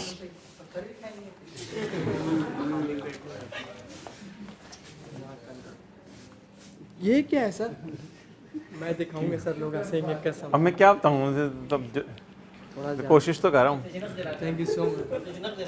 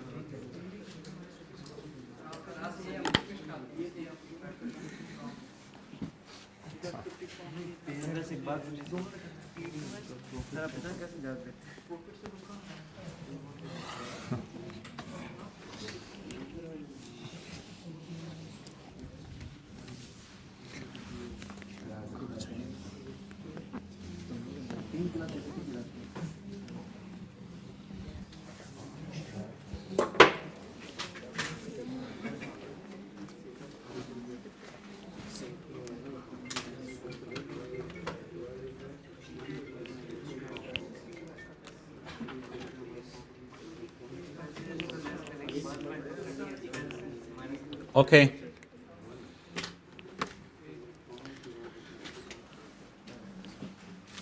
The profit and loss of parent and subsidiary, समझ लो आप भी। The profit and loss of parent and subsidiary as at 31 December 2015 as follows। अच्छा, मैं ये एक्सपेक्ट कर रहा हूँ कि आपको जिस तरह आदत पड़ी है ना बैलेंस शीट के सवालों की, इसी तरह P&L की फिगर्स उतार लिया करें, सारी वाइट बोर्ड पर उतार लिया करें। तो P&L की फिगर्स वाइट बोर्ड के ऊपर मैं आपके सामने उतारने लगा हूँ। P&L की फिगर्स वाइट बोर्ड पर आपके सामने उतारने लगा हूँ। और जिस तरह बैलेंस शीट के सवालों में वर्किंग का रेफरेंस देते थे, इसी तरह 147 के साथ वर्किंग का रेफरेंस दे दें। इसे वर्किंग 5 में इंशाल्लाह ले जाएंगे। तो बस एक एक करके चीज़ उतारना शुरू करें। चलें जी, उतारो उतारो। 835, 645। अगर आप लोगों ने नोट कर भी लिया या नोट करने के करीब हैं, फिर भी बेहतर होगा ज़रा पैटर्न देख लें एग्जाम में, जिस तरह आपने जिस तरतीब से चीज़ों को लेकर चलना, ताकि कोई चीज़ मिस ना हो। For year ended 31 December 15। बोलें जी। Sale 835 plus 645। आगे चलें। Cost of sale 5 525 100 396। आगे खर्चे बोलें। और जीपी शिपी बैलेंसिंग आ जाते हैं यार, रिलैक्स रहा कर, जीपी की टेंशन ना लिया कर। 115 102। और इनको ओपन छोड़ें, इनमें एडजस्टमेंट्स आया करेंगी। In the end profit. ये बैलेंस शीट में याद है अनएडजस्टेड फिगर उतार लेते थे, ये अनएडजस्टेड फिगर उतर गई। एक और अनएडजस्टेड फिगर पकड़े, दैट इज 147 विदाउट एडजस्टमेंट्स। उठा लें इसे। Working 5, working 5। जी बोलें। एस की अर्निंग या एस का प्रॉफिट फॉर द ईयर? हाँ, एस आर ई जैसी वर्किंग है, लेकिन फॉर द ईयर फिगर्स इसमें आया करेंगी। कितनी? 140। ये सारा उतार उतूर के आपने रिलैक्स हो जाने। अब अनएडजस्टेड फिगर सारी पोस्ट हो गई। एसआरई में भी तो क्लोजिंग पोस्ट कर देते थे, इसी तरह इस प्रॉफिट में भी हमने profit for the year post कर दिया। अब एडजस्टमेंट्स को देखना शुरू करते हैं। मे बी वर्किंग नंबर 6 भी हमारी बुक हुई हुई है वैसे। मे बी वर्किंग, वो किसी दिन मैं आपको बताऊंगा, पिछली क्लास में भी वैसे बताई थी। वर्किंग नंबर 7 और वर्किंग नंबर 8 किसने बेचा? पेरेंट ने। P to S और S to P। चलें जी। Sold 60, unsold 20। सोल्ड 60, अनसोल्ड 20 और अनसोल्ड का प्रॉफिट। यार ये ना 25% ऑफ कॉस्ट है, तो इसका मतलब है 125 पे सेल होगी। तो पकड़ेंगे 20 को, डिवाइड करेंगे 125 से, मल्टीप्लाई करेंगे 25 से। साथ साथ पिछली चीजें भी रिवाइज हो रही हैं। 20 को पकड़ के 125 पे तकसीम किया, 25 से मल्टीप्लाई किया 4। अभी इन तीनों को इधर ही छोड़ दें, अभी इन तीनों को इधर ही छोड़ दें। आगे चलें जी। Sold 30, unsold 5। अनसोल्ड का प्रॉफिट,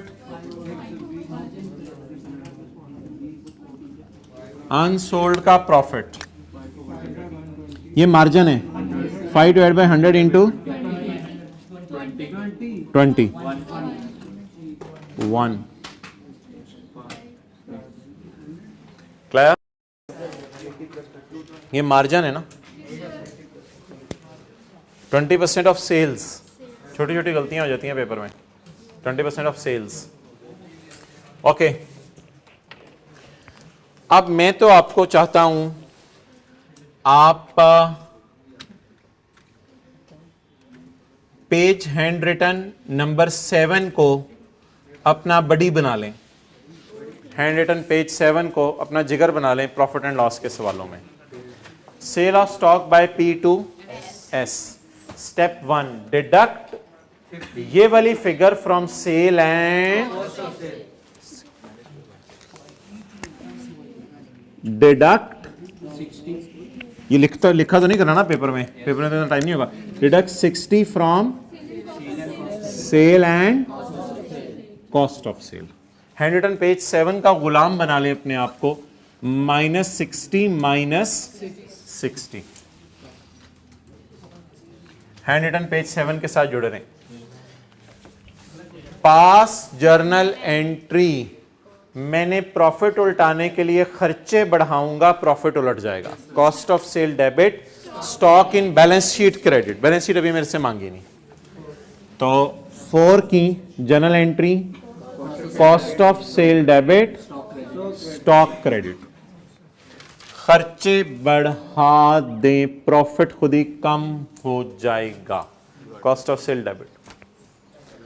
और रिलैक्स हो जाएं, आपने अब 1 टके का काम नहीं करना। Do not hit working 5। 1 टके का काम नहीं करना। Do not hit working. ओ भाई, किसने बेचा? पेरेंट ने। किसके प्रॉफिट में मसला है? पेरेंट के। ये किसका प्रॉफिट है? इसलिए कोई जरूरत नहीं, सब्सिडरी के प्रॉफिट को छेड़ने की जरूरत नहीं। वो खुद ही इधर बैलेंसिंग बुलेंसिंग कुछ आना हुआ आ जाएगा, उससे टेंशन नहीं लेनी। नेक्स्ट, समझ आ गई बात? आगे चलें। हैंड रिटन पेज 7 का गुलाम बना लें मैं आपको। सोल्ड, अनसोल्ड, अनसोल्ड का प्रॉफिट, क्योंकि लॉजिक शायद भूल जाती है। डिडक्ट करें 30 दोनों जगहों से, पास करें जर्नल एंट्री और हिट कर दें वर्किंग 5। अच्छा जी, 30 को डिडक्ट करें सेल और कॉस्ट ऑफ सेल में से। Deduct 30 from sale and cost of sale. चलें जी, -30 माइनस, बेचने वाले ने सेल में डाला होगा, खरीदने वाले ने परचेज में डाला होगा, ये बजाय। और cost of sale debit, stock credit. कितने से जी? 1 से। Cost of sale debit, stock credit +1। लेकिन एस प्रॉफिट 99% किस जैसी वर्किंग है? SRE जैसी। एस प्रॉफिट SRE जैसी। तो क्या मोहतरम SRE में एस के प्रॉफिट्स उल्टाते थे? किसने बेचा? एस ने। किसने प्रॉफिट रिकॉर्ड किया? एस ने। कितना प्रॉफिट उल्टाएं? 1 यहां लिख दिया कर, एस टू पी। बस CRE की टेंशन नहीं लेनी आपने, उसकी जरूरत नहीं है। NCI 146 इंटू, हमने 80% बाई किया हुआ, 29.2। ओके, 29.2 इंशाल्लाह देख लेते हैं इसका क्या करना है। पहले टोटल्स करा दें। 836 836 554 कितना आ गया? अब आपको पता चले मैंने कहा हुआ था जीपीस को टोटल नहीं करना, तो जीपीस तो बैलेंसिंग आएगा। खर्चे 200 333, लेकिन इधर भी 337। अब मुझे लगता है बहुत ज़्यादा आपको चीज़ें समझ आने लगी हैं, मैं जल्दी जल्दी क्लोज करूं। Attributable to, available to parent and NCI. ठीक है जी। वर्किंग 5 29.30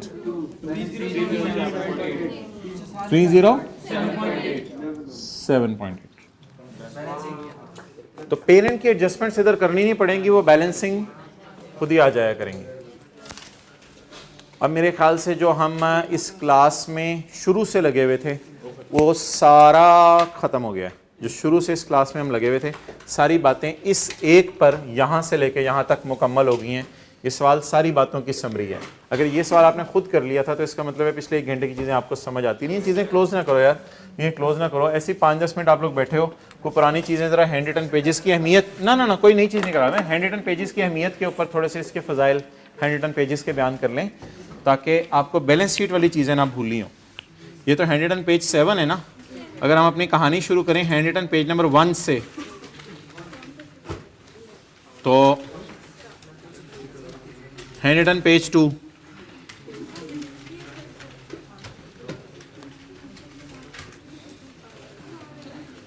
मोबाइल पे डाउनलोड करके ओपन कर लें ऑनलाइन वाले, अगर बुक में मिस प्रिंटिंग है। ओके, मोबाइल पे लेक्चर देख रहे होते हैं, चलो यार कोई मसला नहीं।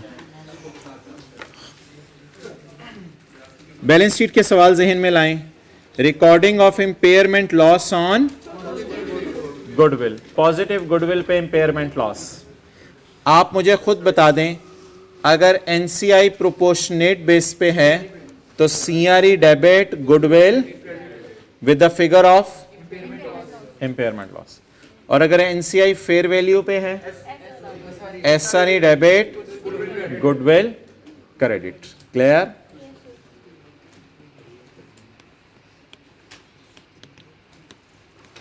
सीआरई अकाउंट और एसआरई अकाउंट, वर्किंग नंबर 2 और वर्किंग नंबर। इम्पेयरमेंट लॉस इधर तब डालना है जब एनसीआई फेयर वैल्यू पे है, और इम्पेयरमेंट लॉस इधर तब डालना है जब एनसीआई प्रोपोर्शनेट बेस पे है। क्लियर? अच्छा, अब इन एंट्रीज से ना आपके ये फॉर्मेट्स खुद ही खुलते चले जाएंगे।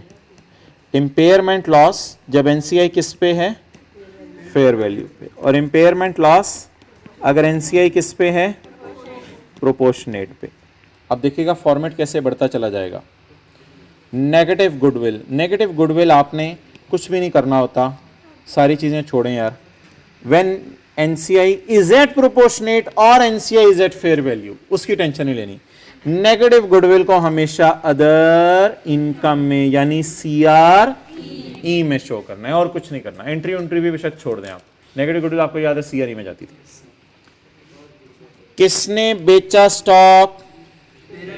पेरेंट ने। कौन प्रॉफिट रिवर्स करे? भाई आप देखते रहो यार। किसने बेचा स्टॉक?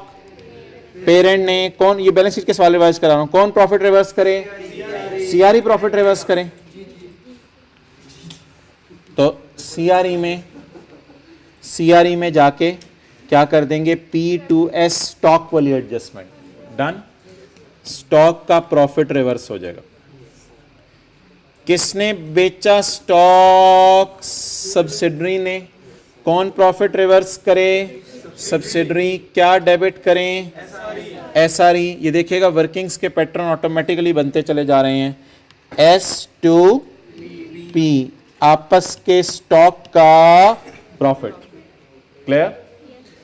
अच्छा यार, अब ये जो रिवैल्यूएशन होती है ना, उसकी पहली एंट्री वर्किंग 1 में होती है, asset debit surplus in working 1, और दूसरी एंट्री डेप्रिसिएशन वाली एसआरई में होती है।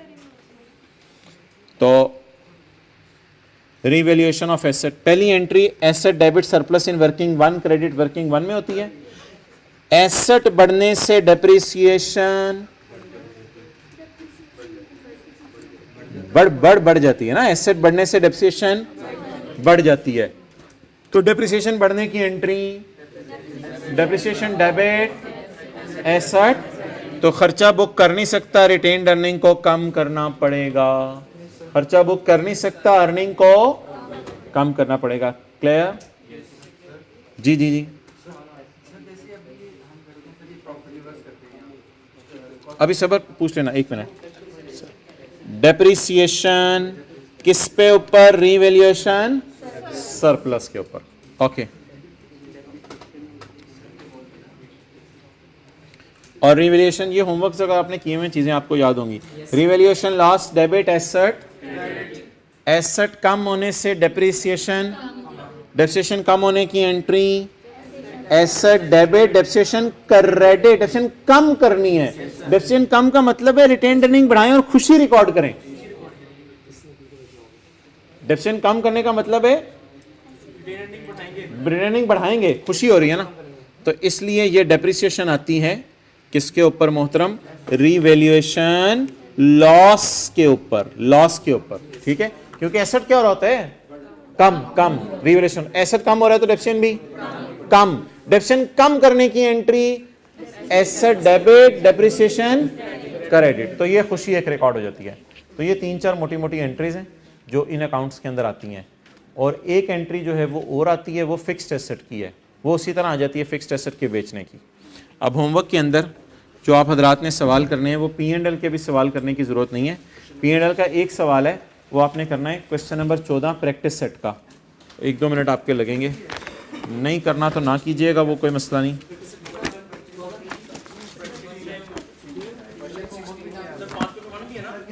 पास पेपर क्वेश्चन 1 तो पिछली क्लास वाला था। अब असल में आपका जो मेन होमवर्क है ना आज का, जो मैंने कल डिस्कस करना है, वो पेज 794 पे क्वेश्चन 16 है। पेज 794 पे क्वेश्चन 16, ये आपका मेन होमवर्क है। एक छोटा सा होमवर्क अगर P&L के लिए करना हुआ कर लीजिएगा, नहीं करना हुआ ना कीजिएगा, दोनों मैं नोट्स के अंदर लिख दूंगा। वो है क्वेश्चन नंबर नहीं यार, वो रहने दे, उसके अंदर एक मसला है, छोड़े परे, बस ठीक है। बस एक आपका होमवर्क है सिर्फ, कौन सा वाला? क्वेश्चन 16 गोल्डन वाला। ओके, अल्लाह हाफिज़।